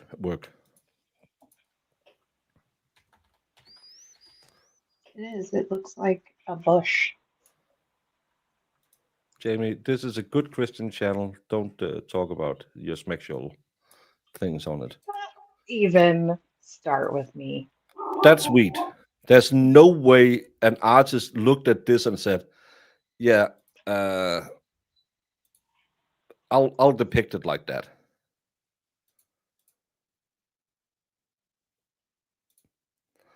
I'm thinking the artist is kind of like the Emperor's New Clothes. Can't you see it's wheat? Well, only smart people can see it's wheat, and everyone was like, "Oh fuck, we just paid him $50,000 to make that." Okay, it's wheat.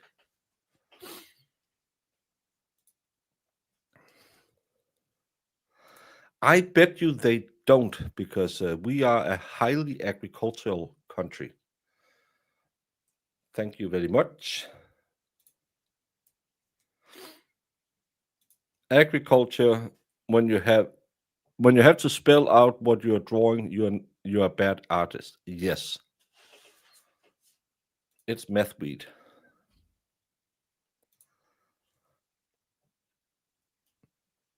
It's a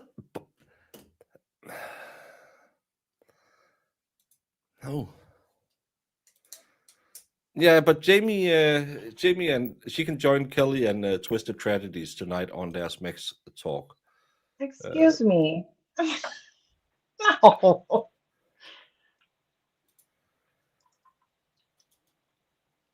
It's a sheaf of wheat. It's a bundle of. That's not how you make a sheet of wheat.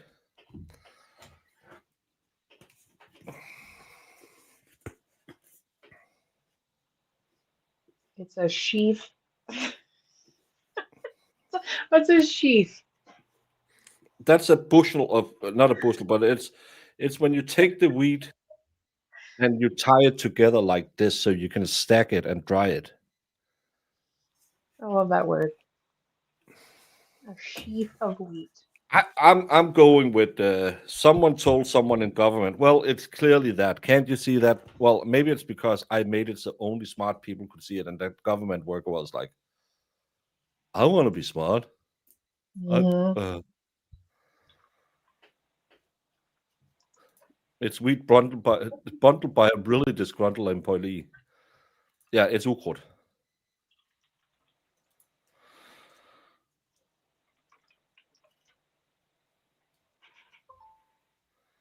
This artist was terrible. That's probably the easiest way to describe it. No, I can.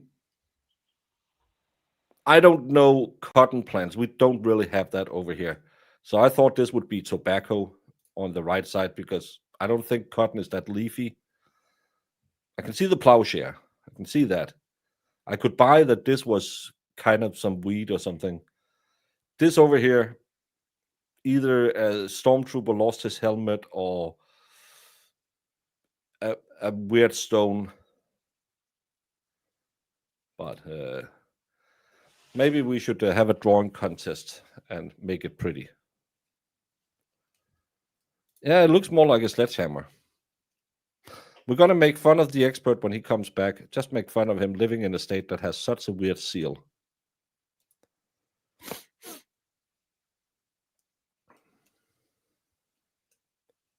The blow of the sheaf of wheat and the cotton stalk symbolizes the importance of agriculture, while the riverboat attests to the commerce part of something, probably.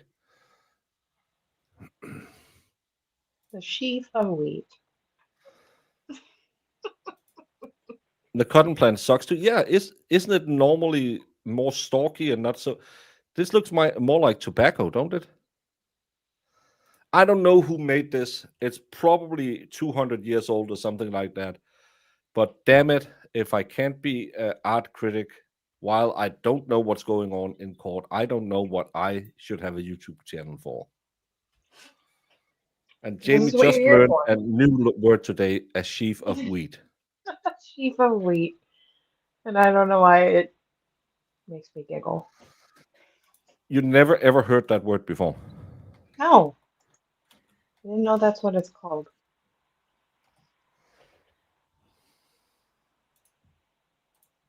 I don't know any farm terms. You live in the farmiest state of America. I know, and I never grew up on a farm, so you got me.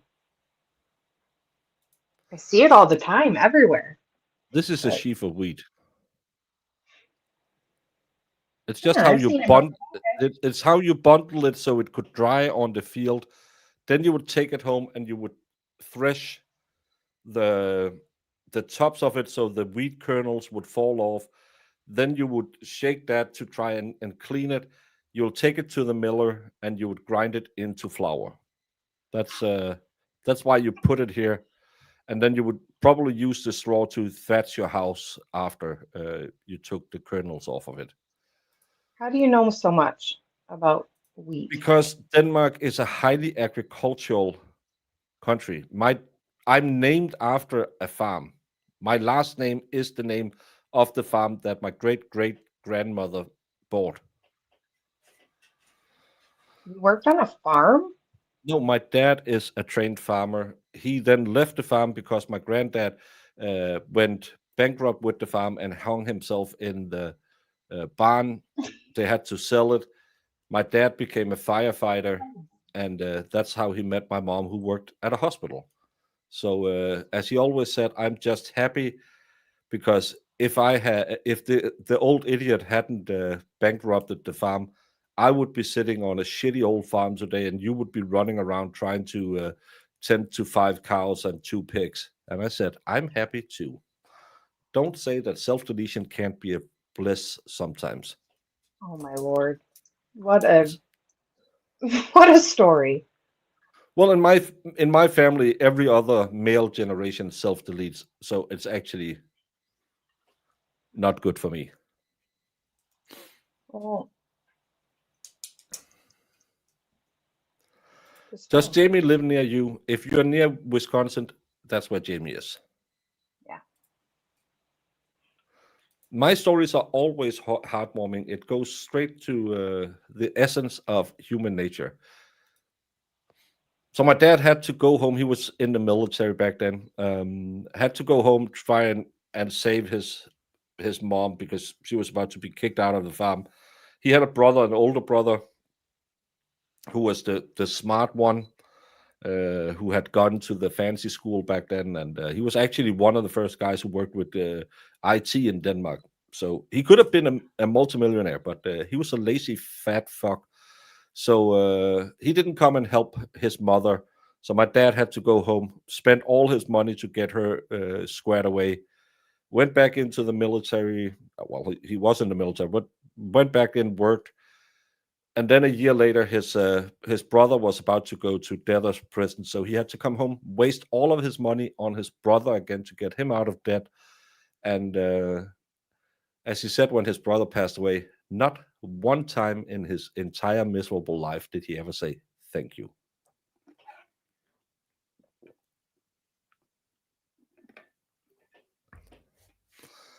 My dad and my uncle wasn't the biggest fans of each other. But he just saved up enough money to buy his first car, and then he had to go home and bail his brother out. So and when my grandmother passed away, we found she had recurring payments, and that was kind of weird, to something on to a government entity in over near Copenhagen. And we were like, what the hell is that? Turns out, because when I was living in Copenhagen, I got a call from a guy, and he said, hey, I'm your cousin. I was like, okay. And he was like, oh, I thought you would be surprised. That nah, I don't know. I don't talk to my cousins. Well, my uncle had banged a lady after his wife had banged the neighbor. So didn't really work. So he banged another one, and she got pregnant. And then he went to the popo and told the popo that he had been raped. And then his mother had to pay child support for him because he wasn't man enough to do it. So we found out when she passed away, and they went through the accounting.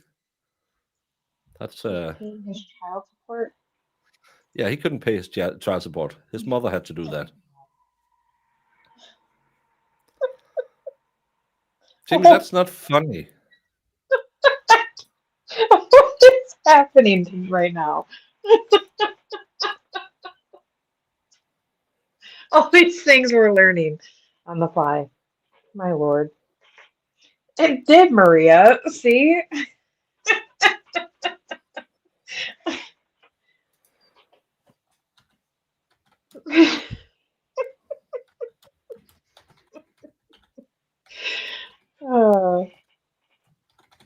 And he tells these stories so straight-faced and serious.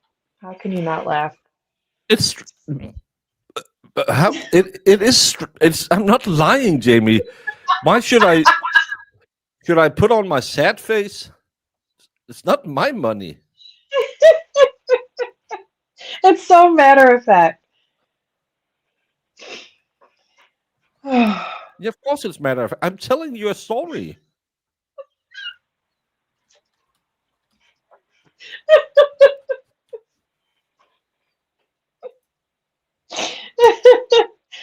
Oh my goodness. I don't know what's the. I don't know how else I should tell it than just straight up and down. Should I be doing kabuki theater? And then my uncle. Draw us pictures, you know.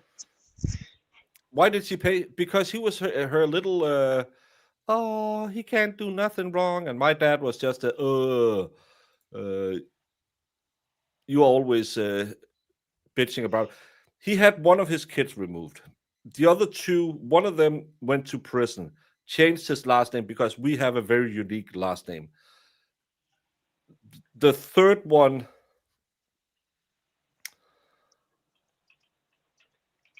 he's a weird fuck. Showed up in the TV program all of a sudden about child obesity. Yes, imagine my gene pool is full of fat people. Imagine that. And then his kid was supposed to lose weight or something, and Oh my and he sounded like he had got retardation or something. He was just like, and I'm like, I haven't seen that guy since I was probably 9 years old. I don't know if he had a touch of the tisms or something, but then he was on TV. He's actually he's living 45 minutes away from me. I didn't know that. You I thought he guys lived should on a hang different out island. for real. Nah, I'm fine. You should get together sometime. My email is bakermediadk@gmail.com. It should be automatically added to the notes, but maybe it's only on videos. Oh, back. Are we ready with the This is a cousin or brother? No, Does my they cousin. have time to speak with your victim witness coordinator? Yes, ma'am. Yes, she is. And she addressed those two issues? Yes. Thank you. I don't know. I haven't talked to him since I was 9 years old. How should I know?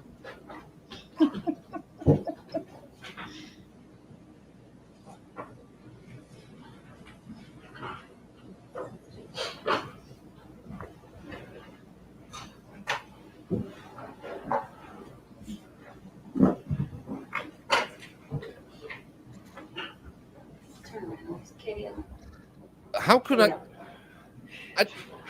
I don't know where my oldest cousin is.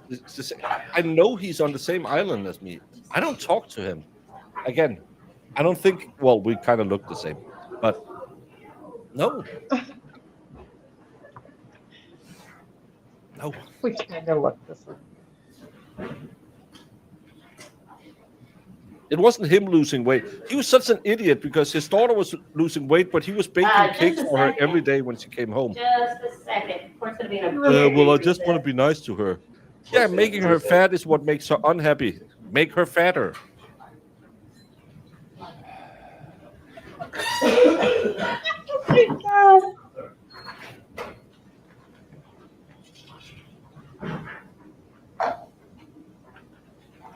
Well, it's ridiculous. She's going to fat camp, and then he's making her cake.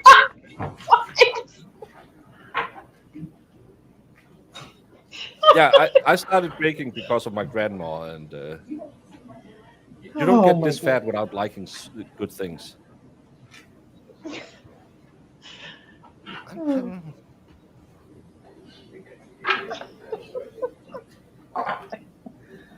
What is the population of my island?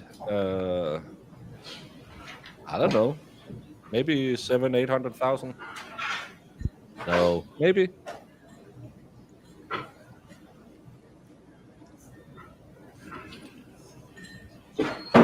No, 467,000 on my island. So, Sorry about that. I'm back. just about 500,000. Jeez. But it's the part of the world where there's most castles per inhabitant. Most castles. Yeah.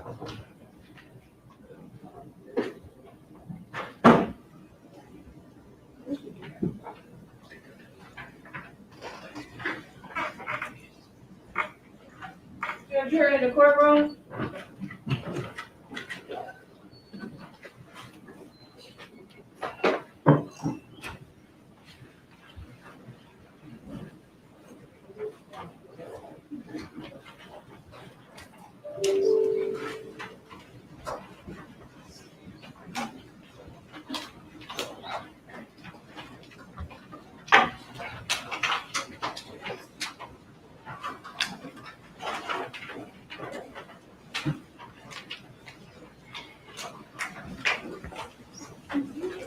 So fun fact,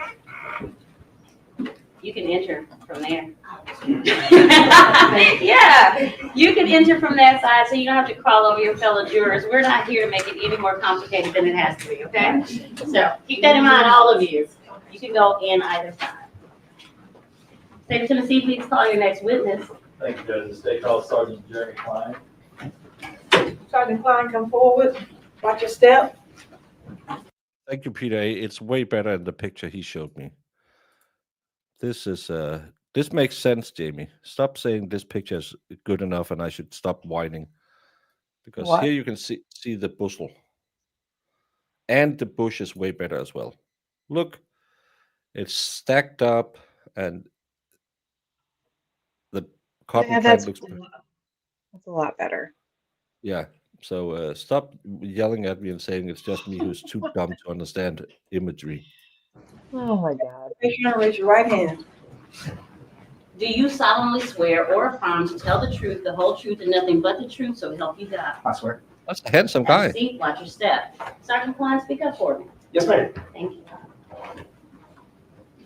Good afternoon, sir. If you could state your name and spell it for the jury and court reporter. Sergeant Jeremy Klein, Jeramy, last name Cline. All right, I see you're carrying a gun. Where do you work? I work for Memphis Police Department in the Homicide Bureau.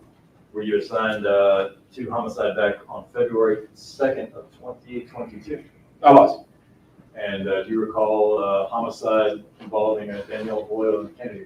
That's correct. Did you get assigned some tasks on that particular case? Yeah, my original task was to meet with April Hoyle at their house and kind of get as much information I can about Danielle's movements. However, when I arrived there, she wasn't there. She had changed locations over to Rain Station Precinct, and that's where I ended up meeting with April Hoyle.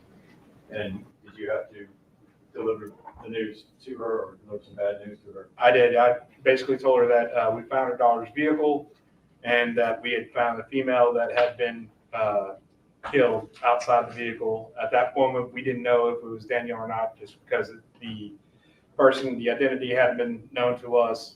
But I did inform Miss April that we were investigating a homicide. Did you also look into? I think a lot about it when I see cops and stuff like that. You have officers who are so fat that I'm thinking on, do they get into the car or do they just put the car on?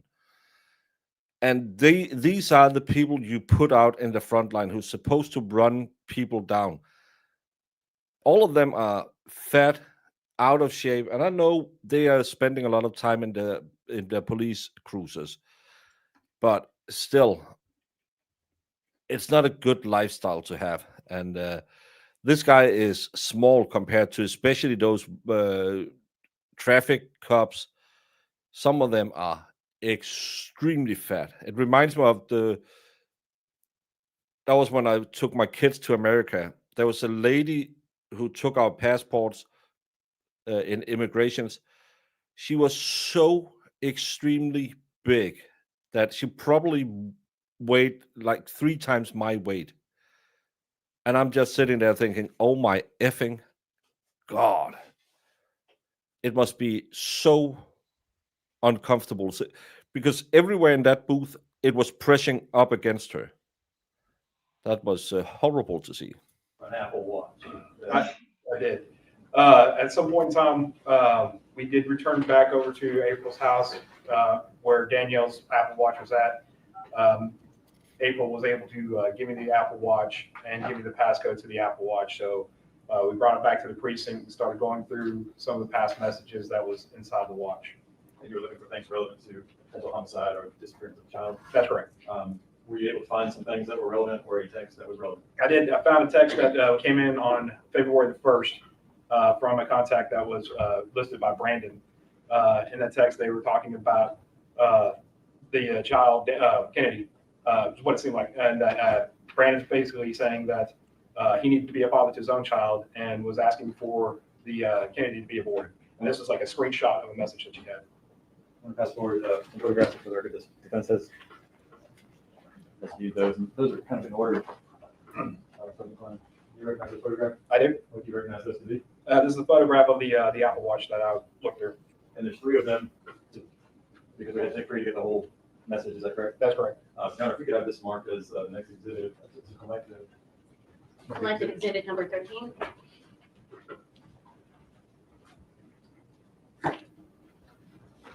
And this is 3 photos.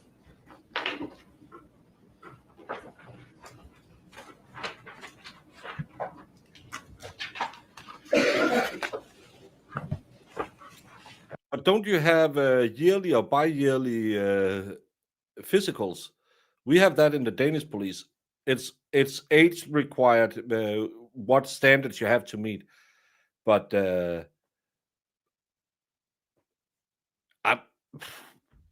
I work out at the same gym as a few of our cops, and they are in very decent shape because I think they have a run test every 2 years that they must be able to do.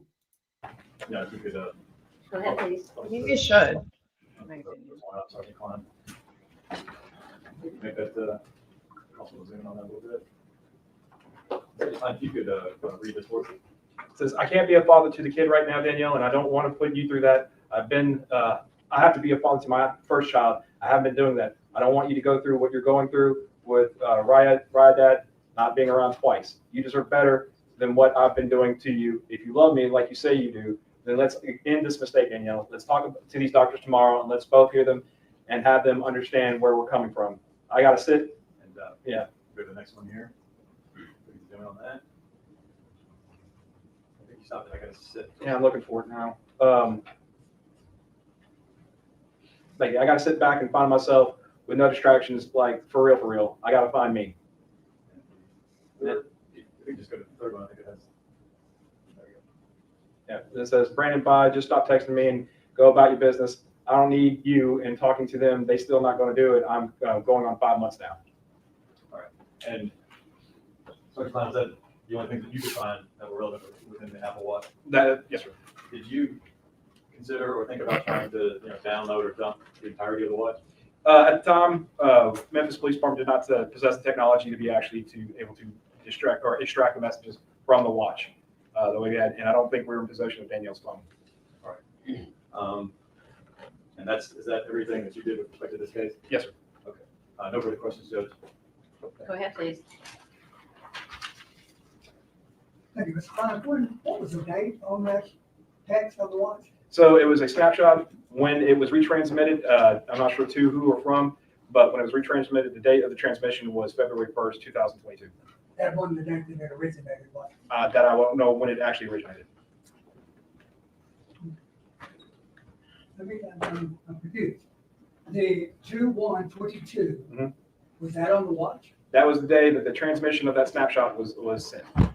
So basically, the way it works is this was a screenshot of a text message between Brandon and who I'm assuming would be Danielle. From that text message, it was retransmitted to whom, I don't know, but it's retransmitted on the 1st, showing that that conversation. So we wouldn't know when that first text message came in. You don't have any evidence of when that first text message. Reading the text message, I would imagine about 5 months along. Danielle was pregnant about 5 months along. That would be your correct milestone. Wouldn't it? Correct. And also, you were involved with Artisha as well, Artisha Stewart. I don't recall. I might have been, but I don't recall. Did you help with the interrogation of Artisha Stewart? At this time, if I did, I took notes. I don't have those notes in front of me, and I do not recall. Case coordinator here, that wasn't you, was it? That was not me. That was Jacoba Boyd. That's correct. And would you tell the jury, please, what a case coordinator is? Basically, case coordinator, or what we also refer to as lead investigator. He is the person who is in charge to make sure certain tasks are done within the case. He will assign people to do things for the case, or he himself has to ensure that they get done, such as search warrants, supplements, basically keeping the notes of the case and to make sure that it is moving forward and that we're progressing to maybe charging the suspect in the crime. So he's kind of up here, and the people he's giving things to do are down below him, and he's giving them tasks. Well, yes, sir. In a sense, yes, sir. And those people that he gives tasks oftentimes write reports and send them to him. That's correct. And he makes decisions based on that. Correct. Okay. Northwest section. Any redirect from state? There you go. Thank you, sir. You may step down.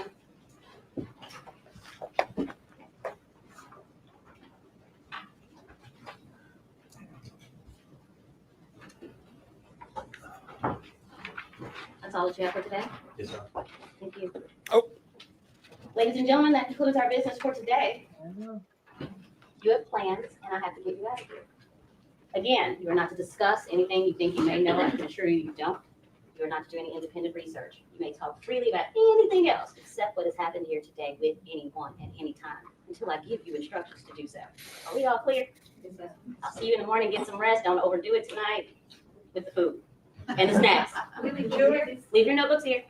We'll take care of it. Excuse me, the notebook's in the chair, watch your step, you step down. What time tomorrow?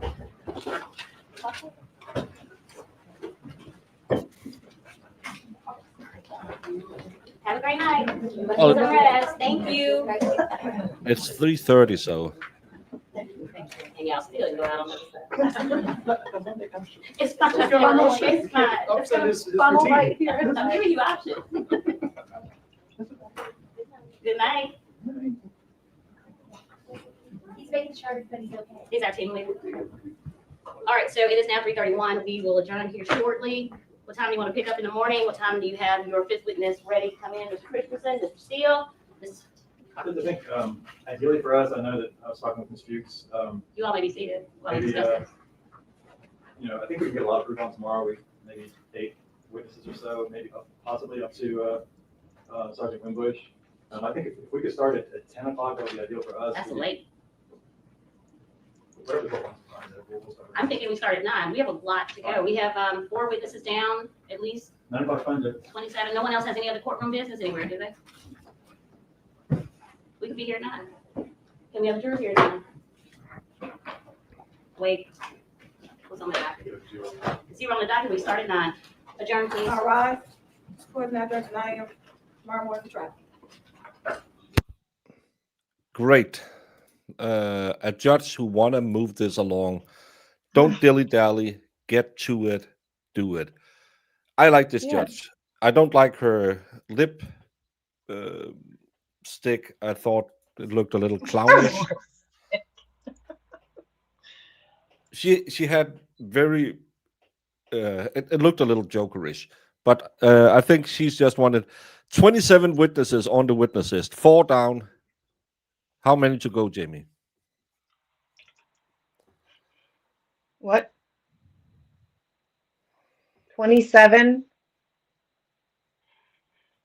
Did you say 27? Yes. So 23 left. If we've done And 4. potentially 8 tomorrow is what the defense thinks. So how much will we have left after tomorrow?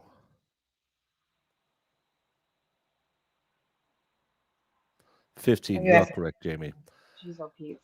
So You know you're asking me math questions as I'm doing math right here. Come on now. it's good for you to do some math. It keeps the little gray cells occupied. But this will mean 9 o'clock tomorrow will be 10 Eastern, will be 4 o'clock Danish time, will be 3 o'clock English time. Just to get, will be 10 o'clock somewhere in Australia. Yes, I believe that's correct. Jamie, I'm not good at the Australian time zones. Me Think neither. it'll no 10 o'clock.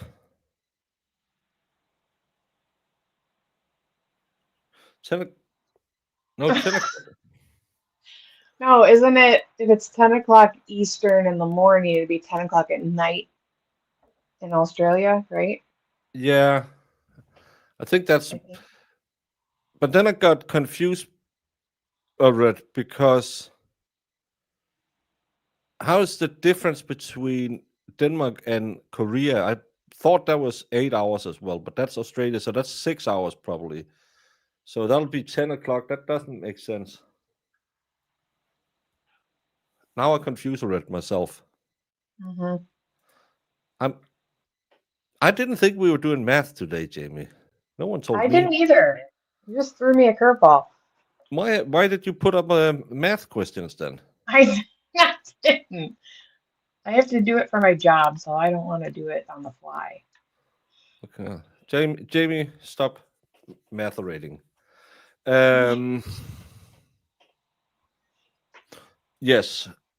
Tomorrow, 10 Eastern, we'll be back. Now I'll try to stop doing all the stuff that makes me confused already.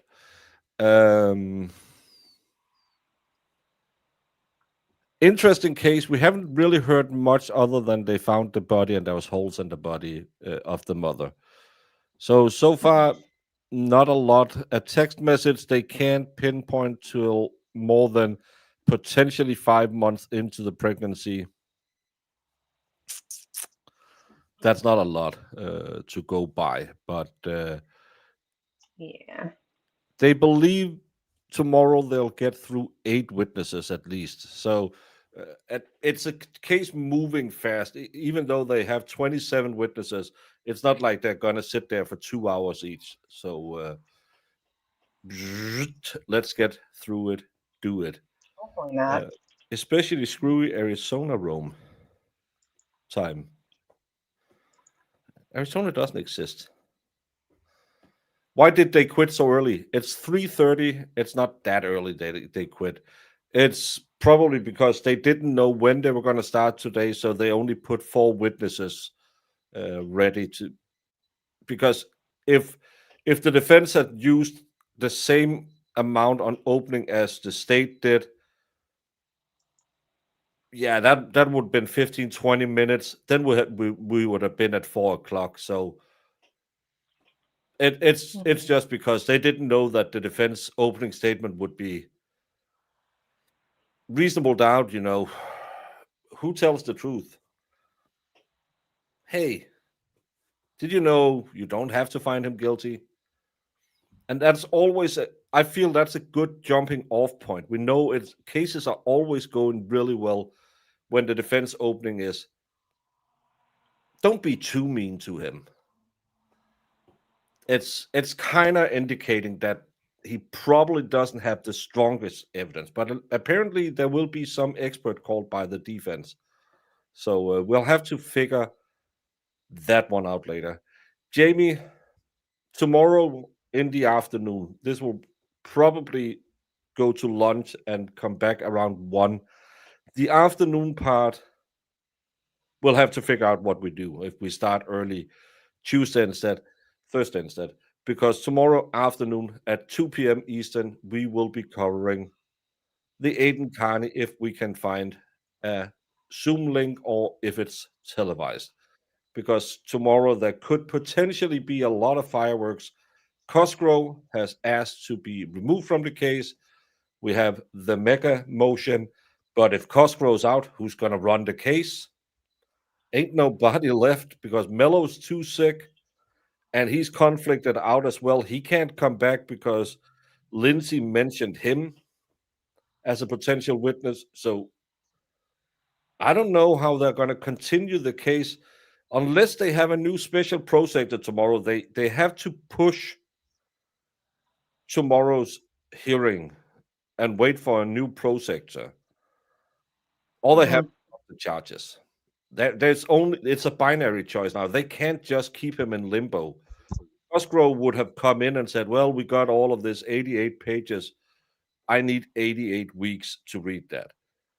But now he's leaving because Lindsay, well, she fucked it up royally. So Well, drop the charges like you should have a long time ago. Yeah.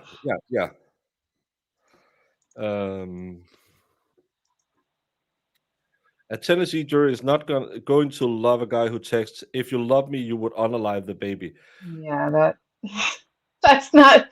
Here's the thing, guy. How about you keep it in your pants if you don't want to have babies?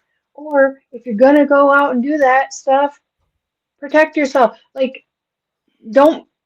I hate this whole, like, now, well, she's pregnant now, so, and I really need to get my life together. Yeah, and she can just go get an abortion. No. Hey, guy. I'm talking to all you guys out there. because I don't know if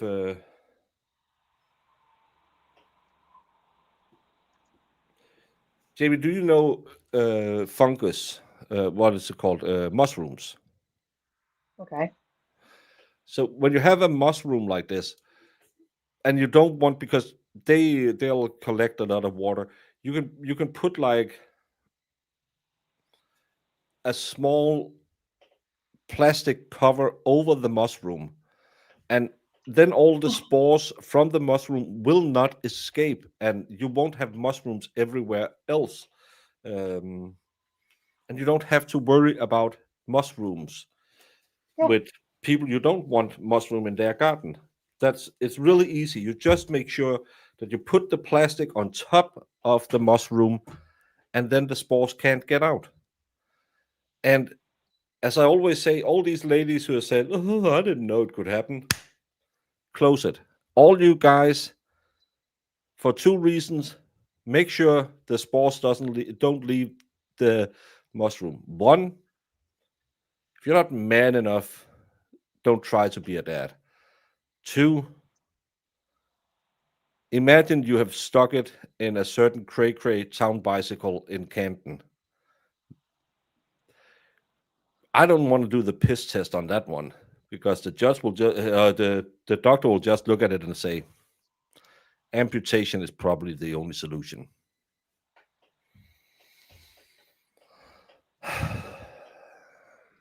Thank you, Deirdre. I mean, it's simple as that. Yeah, and take some effing response. These are not kids. We're not talking about a 13-year-old and a 14-year-old who is fiddling around and, oh my God, this feels fun. Accident. We're talking about a 25-year-old and a 21-year-old. They have heard the stories about the bees and the flowers. What time is it tomorrow? 2 p.m. Eastern for Aiden. Yeah. But yeah, he's already got a kid that he doesn't take care of, and now I don't want this other one. So, just save yourself the trouble. Like, how about you don't act like a fool? And again, it's really easy not to do. And I know I went to school with a girl who sadly saw Smithsonian as birth control as well. And she had, I think, 5 or 7 before she left school. Yeah. She has a lovely young daughter now. Well, she's not that young, but she has a daughter. But imagine going through that 2, 3, 4, 5 times when you're a young teenager.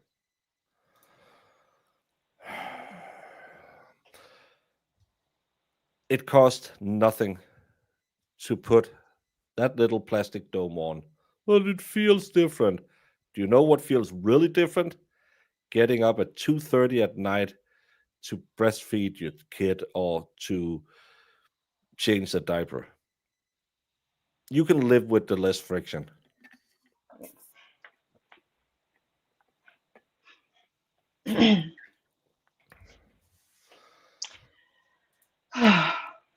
Yeah, none of them claim to be Jesus, so they should probably know it. Jamie, I'm going to get out of here because it's already 11:15. I'm going to see you tomorrow. We're going to do this 10 a.m. Eastern. We'll be back with this one, and at 2 p.m. Eastern, we will be following Aiden's if there is a feed available.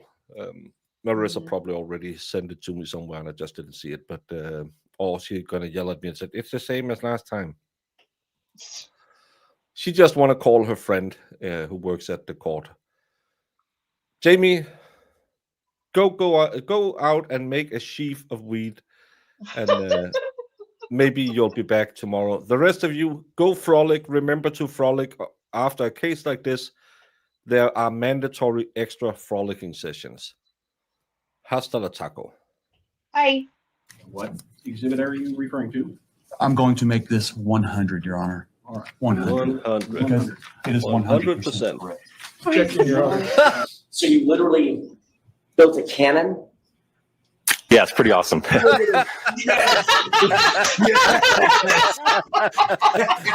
All right, I'm in love.